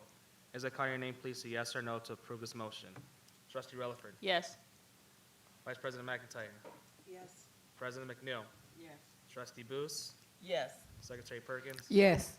And myself, Treasurer Luna, yes. The motion passes 6 yes, 1 absent. Proceed. I seek a motion and a second from the board to move Resolution 11.30, authorization to enter into a contract for custodial and general maintenance to the regular board meeting on May 20th, 2026. So moved. Support. All right, the motion's been moved by Trustee Booz and supported by Trustee Relaford. Is there any discussion? Seeing none, the motion to move action item 11.30 to the regular board meeting will be conducted by a roll call vote. Trustee Relaford. Yes. Vice President McIntyre. Yes. President McNeil. Yes. Trustee Booth, Yes. Secretary Perkins. Yes. Myself, Treasurer Luna, yes. The motion passes 6 yes, 1 absent. Board members, the company that we have, I'm not going to have them do a lot. I just want you to introduce yourselves. You'll be replacing the company NAWA, and the board just voted for that to move forward. I just wanted you to introduce yourself to our board as you are a new custodial company and maintenance. Good. Please come forward. Congratulations. Wow. This is a big move, board members, but the RFP process yielded that this company will be taking over custodial and maintenance. And I'd just like you to introduce yourselves and tell the board how the onboarding is going to happen so that we can make sure there's no breaks or cuts in the work, right? We got a lot of infrastructure problems, and we need to make sure things are happening in the appropriate way. Absolutely. Hi, good evening, and thank Good you so evening. much for having us. My name is Nicole Cleaver. I am the Area Vice President for HES Facilities for our Business Development Team, and I also have our engineer here with us today, Tony Massenberg. I'm Anthony Massenberg, short name Tony. I am one of the engineers, and I usually oversee a lot of the maintenance operations that goes on in public schools that we serve and colleges and universities. And we look forward to the opportunity here at Flint. I've got a lot of friends here in the area, so we're coming in not only be able to see them, but be able to participate in your community efforts. Thank you. Absolutely. And we're excited to reach out to your existing staff. We will be having town hall meetings as well, because we don't want them to be concerned, because we are really excited to give them the opportunity for advancement, give them the opportunity, the resources to be successful, and we're excited to be a part of the community. How will you be onboarding? Sure. Well, coming on, bringing your equipment. I just want, how is that going to happen? Staffing, all of We've had NAWA or CSM for years since I've been in this district, and now we're making a big change. How is that change going to take place? It's taking place now immediately, so that's why it was important for us to be here for our team. Our team is actually going to be deployed here within the week in order to meet with existing employees, so we can start that onboarding process with the existing staff, and then as well as to do different meetings with area people so that we can make sure that we have sufficient staffing in order to ramp up and be ready to start the summer cleanup and the new year strong. So it's starting immediately, and that's why it was so important for us, whether it was going to be decided this week or next week, we wanted to be sure that we were here to ensure that we could get essentially on the boots running for your district. Are you keeping your existing staff? Are you just moving the staff over from CSM? How your staffing going to be? Oh, sure. With us, we are going to interview all the existing staff because they have the institutional knowledge. And honestly, we just want to enhance their ability with the tools to be successful. We want them to have working equipment, so when they go to work every day, they can be confident in the work that they're doing. We want to make sure that they're having the training needed as well. So we're going to start with that as well pretty immediately for those employees to make sure they're successful. And it's also important that we noted in everything else in that we become a lot more familiar with Flint School. And we take an opportunity to kind of tour the buildings, talk to the principals, get a flavor of what's been going on in the building, review the work order system that you're presently using to get familiar with what some of the problems were in some of the buildings and what we have to look forward to in order to step up into the program. Again, we want to use as much of the existing staff, their institutional knowledge, but we also know there's a lot in that database that it needs to be reviewed. There you go. Any questions? Trustee Luna was next, then Trustee Rutherford. Trustee Luna? Well, I was just asking one to speak since I was chairing the meeting. Oh, okay, Trustee Rutherford. Yeah. Well, first of all, Then welcome. Trustee Booth. I would love to see every building be spotless. I love nice windows and shiny floors. I like you guys' energy. And I would just love to, for you all to come back and report out on how it's going.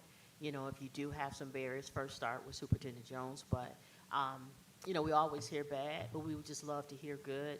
I do remember being in the schools and teachers just wanting their rooms clean. They were like, I don't want much, but I just want my garbage changed every day. So garbage change and a couple of extra garbage bags in there, and just to me, customer service, saying hello, good morning, how are you? And I appreciate you all looking to keep those on that are on, because everything starts with a relationship. And a lot of the individuals did do good work, you know, and I hope you guys see that. And I just hope you take it to the next level. And if it's anything I can do, I'm here to help. So welcome aboard, and I look forward to nice, clean buildings. Trustee Bruce? Thank you. Yes, again, welcome. Now, will your office be located here, or will you be mobile? You will have an office here on the Flint School campus? On campus, absolutely. And what location, you know? Well, we don't know yet. Don't and know everything. yet, That's what okay. we'll be working out in the details with facilities Okay, as we then. get into it. And did I hear you say you're gonna hire locals, you're gonna have a town, you're gonna have a meeting and hire locals? Did I hear you say that? Absolutely. So first thing we do is we interview the existing staff to bring them on board, the existing staff, because we're excited to have them on. We want to make sure that they have the resources so we can have successful employees. And then if we need any additional employees, what we'll do is we hire local. So we are of your community. We want to get our talent from the community. It's really big for us. Okay, and one more question. How many staff members do you plan to hire, or you think you need? If you have to do an assessment, or do you know how many you need? We do have that currently. We have, currently we'll be hiring, if not existingly, there's the skilled trade laborers, because I know that we did have to add additional skilled trades in comparison to what was currently there, which that should help to offset some of the contract work that you're currently doing to save the district some money, which is great. Okay, Dear. thank you. Anyone else? Go ahead. Oh, I'm sorry. Yeah. I don't want to say anything. I'm just being nice. Have a specific training protocol that you swear by, because it may not be the same as the previous cleaning. We'll have some different training aspect on it. Again, the biggest thing is we've done a survey. We're going to continue to do a survey of the finishes, just to make sure that the custodials understand how to clean some of the finishes and everything else in there on the floors. Same thing with the maintenance staff. We get into the maintenance operation. Me especially, I was HVAC and electrician, so I look into those systems hardly. And then I go through the BAS system, which controls some of the aspects in air handling units and everything in the schools. So that's my specialty. I kind of get into that. We look into it for the schools that do have it, and we for the new high school when it does come on board. Awesome. Okay. Go ahead. Yeah, so I just wanted to thank you. I really don't have a lot of questions, but I just wanted to ensure you that, the board isn't necessarily like in your business all the time, so no. questions about like extra trash liners and things like that is, yeah.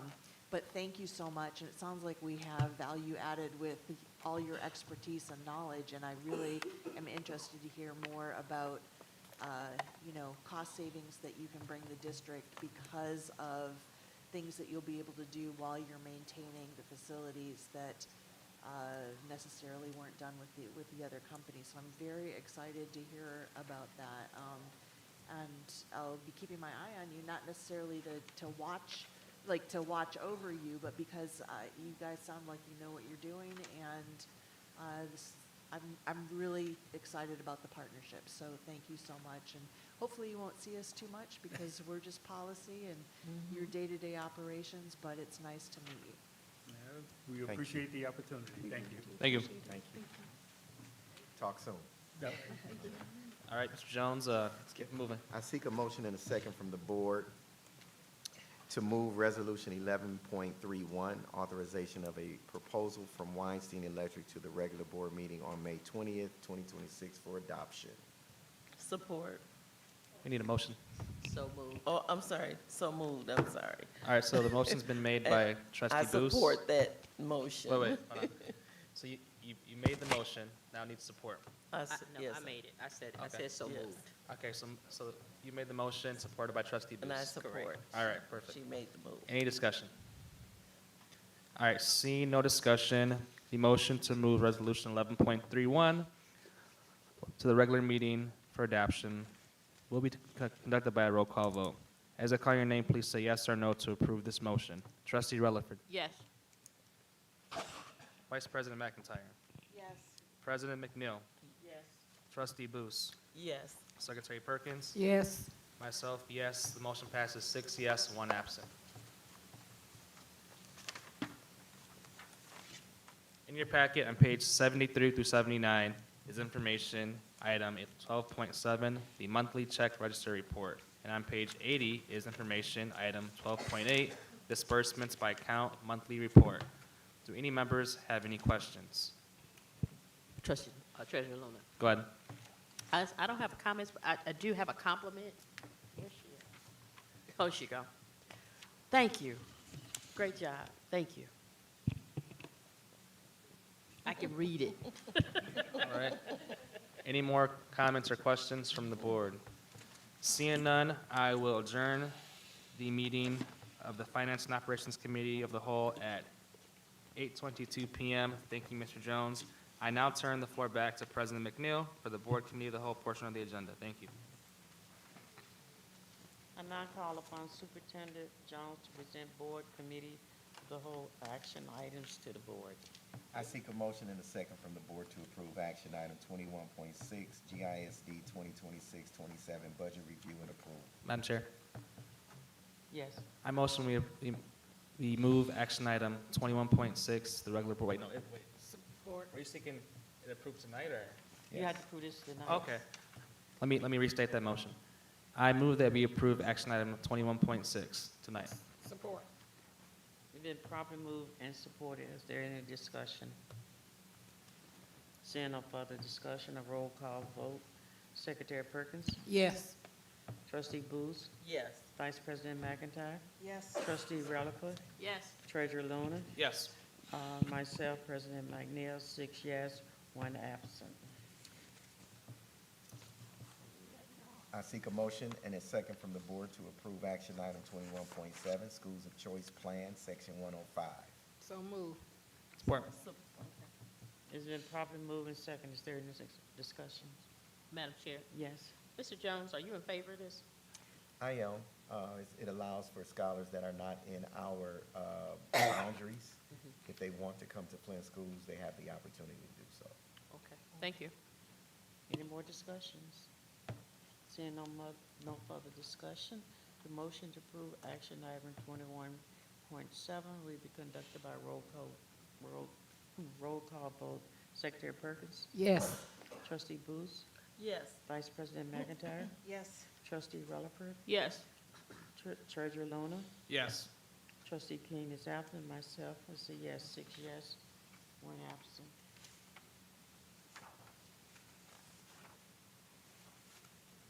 Board member, in your packet, we are going to postpone item 22.13, commitment letter to the Flint Community School until the board attorney has the opportunity to review it with the Board of Education. I now turn the floor over to Trustee Booth for the academic portion of the agenda. Okay, thank you, President. I seek a motion and a second from the board to move resolution 25.3, approval of independent contractor agreement, Ednesium Creative Consulting to the regular board meeting on May 20th, 2026 for adoption. Oh, you know what? I'm supposed to turn it over to Superintendent Jones. It's late. It's all right. forgivable. Let me do this, scratch it. Okay, I would like to call the academic committee of a whole meeting to order. I will call upon Superintendent Jones to present action to the board. So this section, board members, is, remember, Dr. Wanda Cook discussed this with you at the workshop, and this is that action coming into fruition. As you can see, she's on the screen. Just in case there's any questions, she had surgery, as you can see. Yep. But I believe that, you know, Dr. Wanda Cook was very thorough in this work along with the team at the workshop, and this is just moving that work now. So I'm going to seek a motion and a second from the board to move Resolution 25.3, approval of independent contractor agreement, Indonesium Creative Consulting, to the regular board meeting on May 20th for adoption. So moved. Support. It has been properly moved in second. Is there any discussion? Any discussion? Seeking no further discussion, the motion to move Resolution 25-3, approval of independent contractor agreement, Etnasium Creative, Etnesium, I'm sorry, Etnesium. Creative Consultant to the regular meeting for adoption will be conducted by roll call. As I call your name, please say yes or no. Secretary Perkins? Yes. President McNeil? Yes. President McIntyre? Vice President McIntyre? Yes. Treasurer Luna? Yes. Trustee Relaford? Yes. King is absent, and myself, yes. So it's 6 yes and 1 absent. I seek a motion and a second from the board to move Resolution 25.4, approval of consulting services, Michigan Leadership Institute, to the regular board meeting on May 20th. Madam Chair, Yes. I move that we move item 25.4 to the regular board meeting. Support. It has been properly moved in second. Is there any discussion? Madam Chair, Yes. is this also from Dr. Cook? Yes. He's gone. You spoke about this at the workshop, right? Is this the same one or no? Yes, this is for the management of the grants themselves, which was not included in the original work. Okay. The 2 grants that we went through. That's for my foundation, right? Yes. What you had spoke And about. all of these contracts will be paid through the grant. Okay, I just wanted that to be said publicly. Thank you, Mr. Parker. Thank you. Okay. Any further discussion? No. Seeing no further discussion, the motion to move Resolution 25.4, approval of consulting services, Michigan Leadership Institute, to the regular meeting for adoption will be conducted by roll call. As I call your name, please say yes or no. Secretary Perkins? Yes. President McNeil? Yes. Vice President McIntyre? Yes. Treasurer Luna? Yes. Trustee Relaford? Yes. King is absent, and myself, yes. So it's 6 yes and 1 absent. I seek a motion and a second from the board to move Resolution 25.5, approval of independent contractor agreement, Flint Center for Educational Excellence, to the regular board meeting on May 20th, 2026 for adoption. So moved. Support. It has properly been moved in second. Is there any discussion? Yes, Trustee Vice So- President. Yeah, so not to take anything away from Etnasium or Michigan Leadership Institute, which I agree with Dr. Cook Robinson, are going to be instrumental towards moving a lot of these initiatives forward. But I just wanted to commend the Flint Center for Educational Excellence and Dr. Janelle Jamerson, the work that they've done so far. I just wanted to give a special shout out, especially because I was so critical of them in the beginning, and I want to say that they've become wonderful partners, even better, and their presentation and use and collection of data is outstanding. I just want to say that we could really take a page from them in terms of how data is collected, community input is generated, and how then the data is presented and then evaluated. So it just speaks to the wonderful individuals, many of whom have been previous employees of the district, who I just want to commend for their excellent work and for the ongoing and continuing commitment and partnership with the district. So I just had to say that. Thank you. Madam Chair. Yes, Relaford. Yes. Trustee. With this right here, I'm definitely in support of it, but you can't argue with results. So for me, I'm just looking for results. I think good results, or whatever the results are, with Center for Excellence. They do a great job, but I just want us to be able to utilize whatever comes out to the best for the district so that we can move forward. I'm looking forward to the day where we don't have to seek outside support to move it, because it's all hands on deck now. We're moving toward a whole new, just a whole shift in this community. And we just want to make sure the foundation is right. This is the foundation towards our future. And I just want, to commend everyone right now, but let's everyone be on the same page and get this done. Thank you. Any other comments? President McIntyre? Well, thank you. I just want to thank the board for participation in the workshop that Dr. Cook put on, that we went to. It's a lot of information that the public did not see. But trust us indeed that the information that we're getting is backed up. You can't not argue with data. And sometimes it's best that we go outside the box. We've been in the box so long that we got 28 closed schools. We have less than 2,800 kids. We got kids passing below their grade, their expectation. That's why you hear violent. Kids cannot compete in school. So I am an advocate for going outside the box, because the box never was empty. It just wasn't nothing being done with the tools that we had. So we're stepping out. And I won't guarantee anybody that I won't go outside the box until we see results. So I thank you guys for the workshop, that we're moving forward and look at the great result that we have. Thank you guys very much. Any other comments? I want to just commend Dr. Robinson. You did an outstanding job with us. And I was really impressed. I really was. You brought the camaraderie together.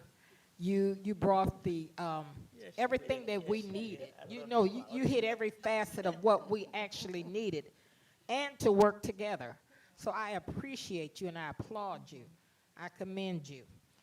Excellent job. Thank you. Any other comments? Okay.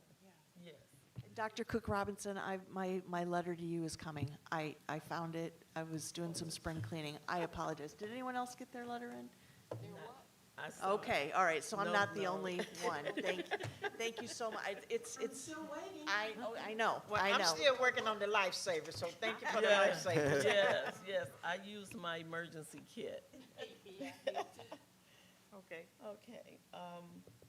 Seeking no further discussion, the motion to move resolution 25.5, approval of independent contractor agreement, Flint Center for Educational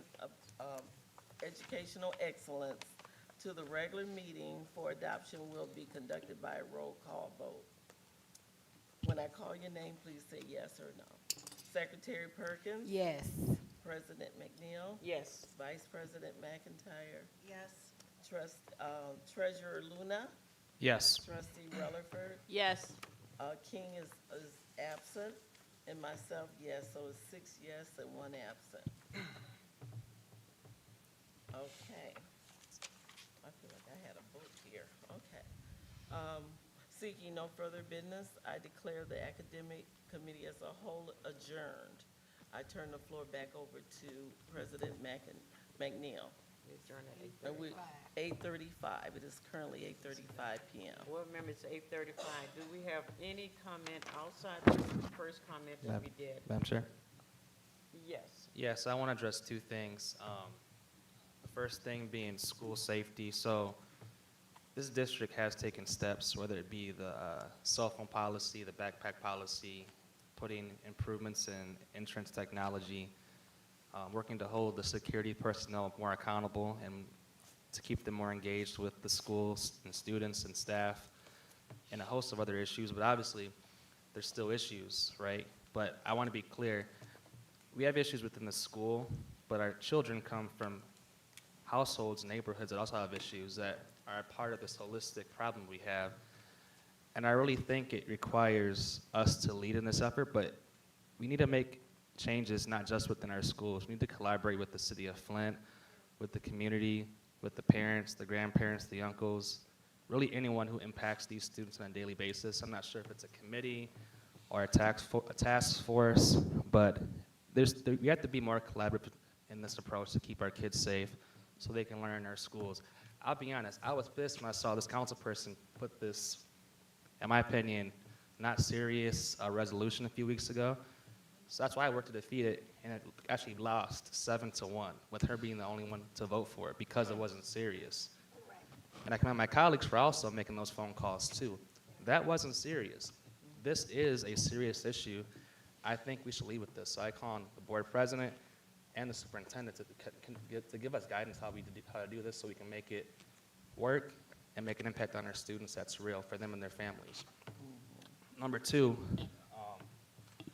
when we repurposed Pierce, Scott, and Nethercutt, we made a commitment to repurpose those buildings for our community and students because they're in pretty vibrant neighborhoods. I'm happy that Scott is repurposed with other operations now. I know there's talks for Pierce, but I think Nethercutt, where my two colleagues live by, am I correct? You live by that school? I think right behind my backyard. Yeah, that's a great neighborhood, and I want to see those students go to our middle schools, high schools, and elementary schools, but I think if you don't repurpose it, I think we could lose those families' trust, so I think we need to be more intentional with that. Reopen. Yeah, well, I think there's still time to re-earn that trust. And then finally, you know, He's speaking. in the long term, thank you. In the long term, you know, we're building this new high school, right? It's going to be state of the art, and one of the main entrances to the high school, to the cultural center, is on Kersley Street. So at some point, we'll have to move the admin staff at the current admin building to the high school campus. I think at some point we should think about how to reuse that property because you don't want an abandoned building that's aging at your entrance coming to this beautiful campus. So just my thoughts. Thank you. Madam, good. Trustee McIntyre, next thing. Yeah, so, just real quick, yeah, this has been a hard meeting, definitely a hard meeting, and, I just wanted to say that I'm really grateful to see the community come out. We had a candlelight vigil in Mott Park, which is my neighborhood, and that was really powerful.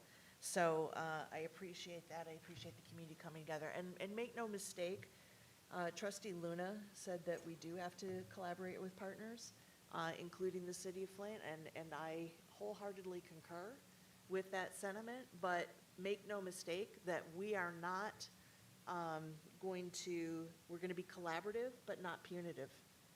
And this whole initiative about setting up ordinances and fining families and fining students has no business in our community. We actually had a parent come forward, expressing dismay about the school-to-prison pipeline and concerns about it creeping back in.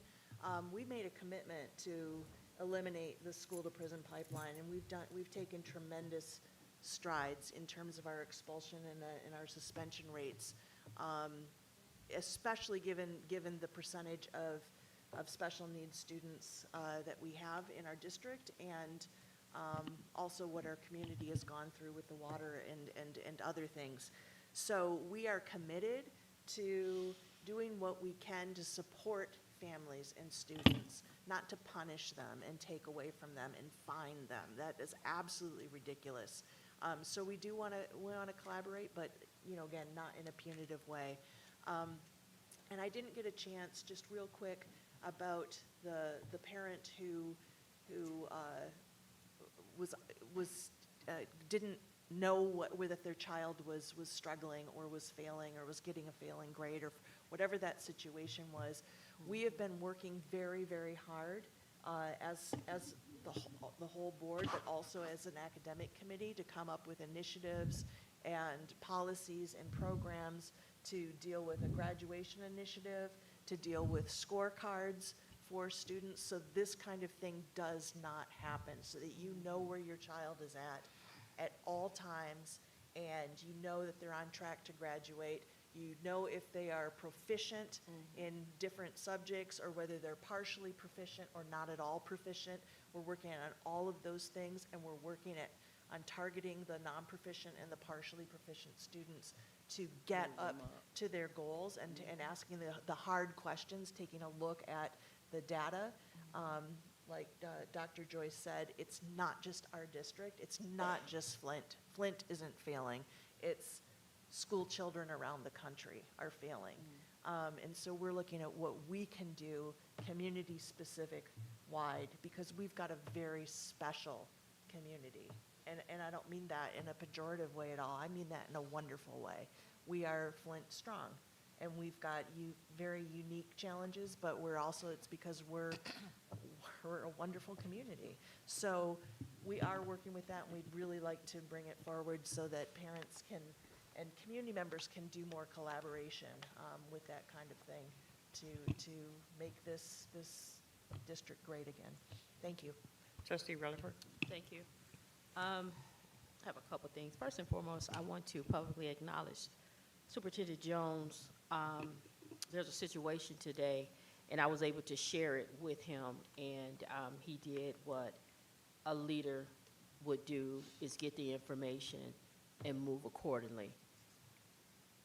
Anyone that knows me knows my why is children.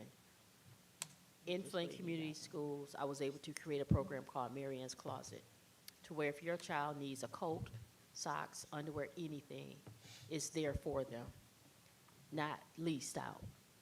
Our babies deserve to be treated with dignity at all times. If a student needs a coat, give that student that coat. We have funding and resources to replenish coats. I should never hear about a child feeling embarrassed because they took a coat back from them. It was cold today. And if that is the case, please contact Superintendent Jones. We have resources to support that. That's one. Thank you, Mr. Jones.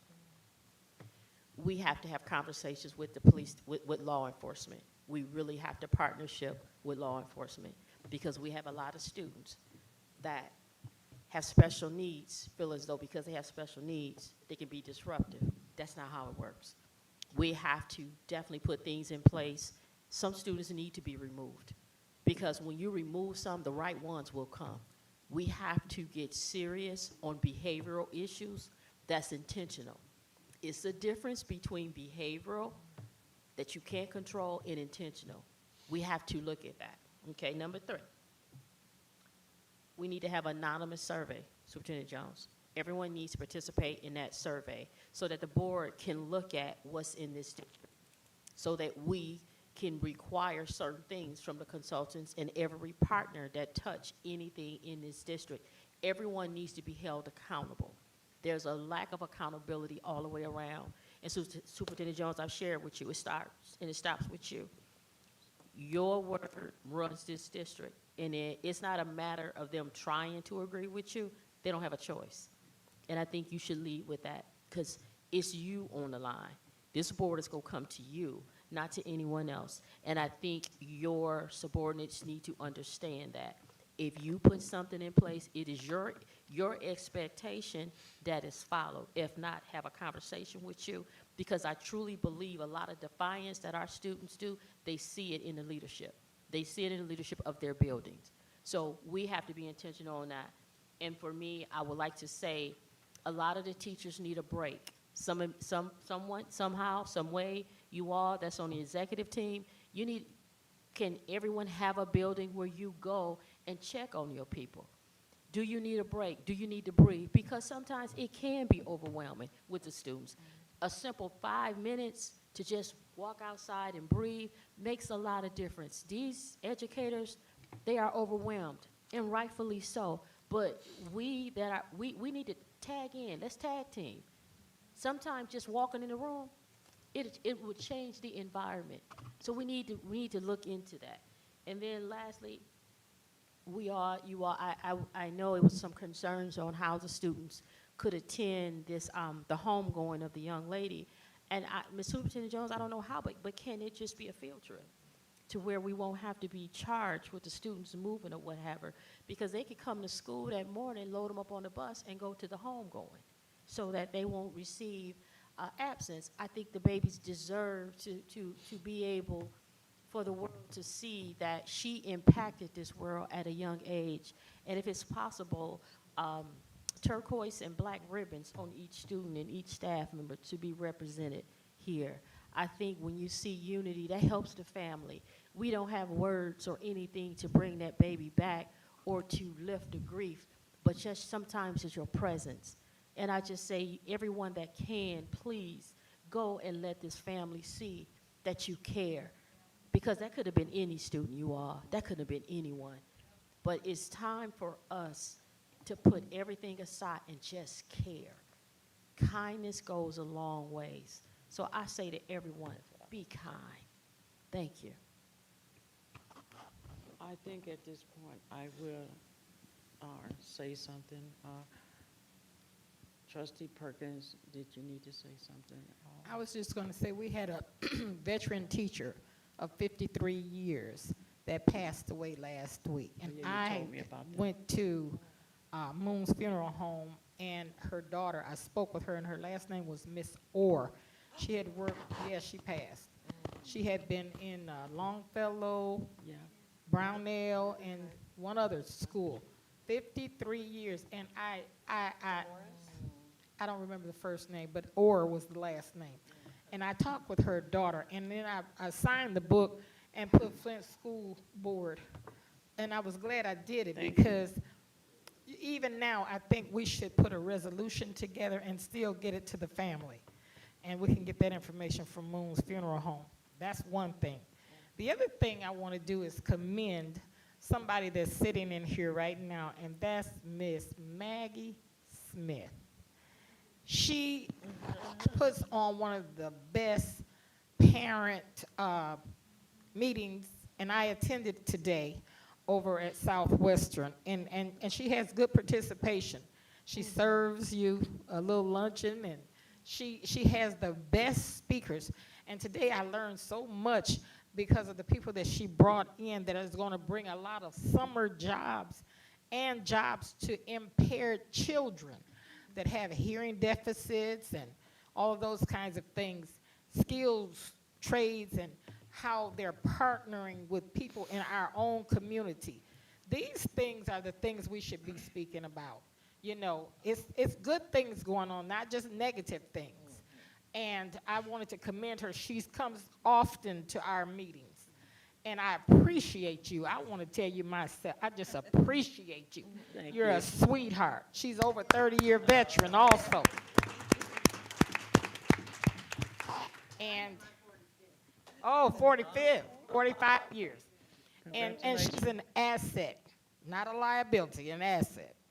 So, and the other thing is I do intend to go and to the family that lost Tahiri, I think it's her, Tahiri, and do anything that I can. Like I say, my granddaughter lives down the street from them, and do anything that I can, because I actually worked that neighborhood. The 6th Ward is where she lived, and like I say, we're all in prayer for the family, and for the students that lost her. You know, because grief is a heavy thing. The other thing I want to say is, listening to everybody today, we need to be consistent with communication. That's what I hear. And it needs to go straight across the board so we're connecting to each other so that we don't have the bottlenecks that I listened to today. And like one of the colleagues said, we didn't necessarily know about the young man that had the gash over his eye. I didn't know it at all. I do represent in many capacities in the community, so I would have done something, I'm sure. But when we know about it, we'll do something about it. And I'm sure that Superintendent Jones is going to follow up with that one with Ms. Asensio. Isn't that the principal? Mm-hmm. And so we're here to serve. We're here to protect and serve also. And that's what we intend to do. So I just thank you for listening, but we got some work to do. Yes, we do. I want to thank all my boards for their comments. as it relates to Ms. Knotts. I'm gonna call her Ms. Knotts. She won't get that title like she deserved, but we're gonna say Ms. Knotts. The reason I'm making this statement, we have to be cautious, and we have been warned, they do not have the shooter. We cannot put other kids at risk at this funeral. We will not be putting them on a bus and taking them anywhere to the funeral because they don't have the shooter. They're moving very cautious. There's gonna be high alert there. So, and I don't even just think that the state will allow us to pull them out of school. And they won't, but we've been cautious, to be very cautious. Some of these parents gonna do what they want to do and take them. I spoke with Councilwoman Tanya Byrne this afternoon. She's just done great work buying them clothing and shoes, and the kids wants to do pink and white and something like that. The board can be present. Superintendent Jones and I will be there along with board members, and that's kind of the best we can do, but we will not be encouraging because we don't know what, why, when, and where. And if you ever been in one of these situations, normally the shooter will appear. And so we've been cautious in that area. Our intention is great and well, but we will be cautious in how we're handling this situation.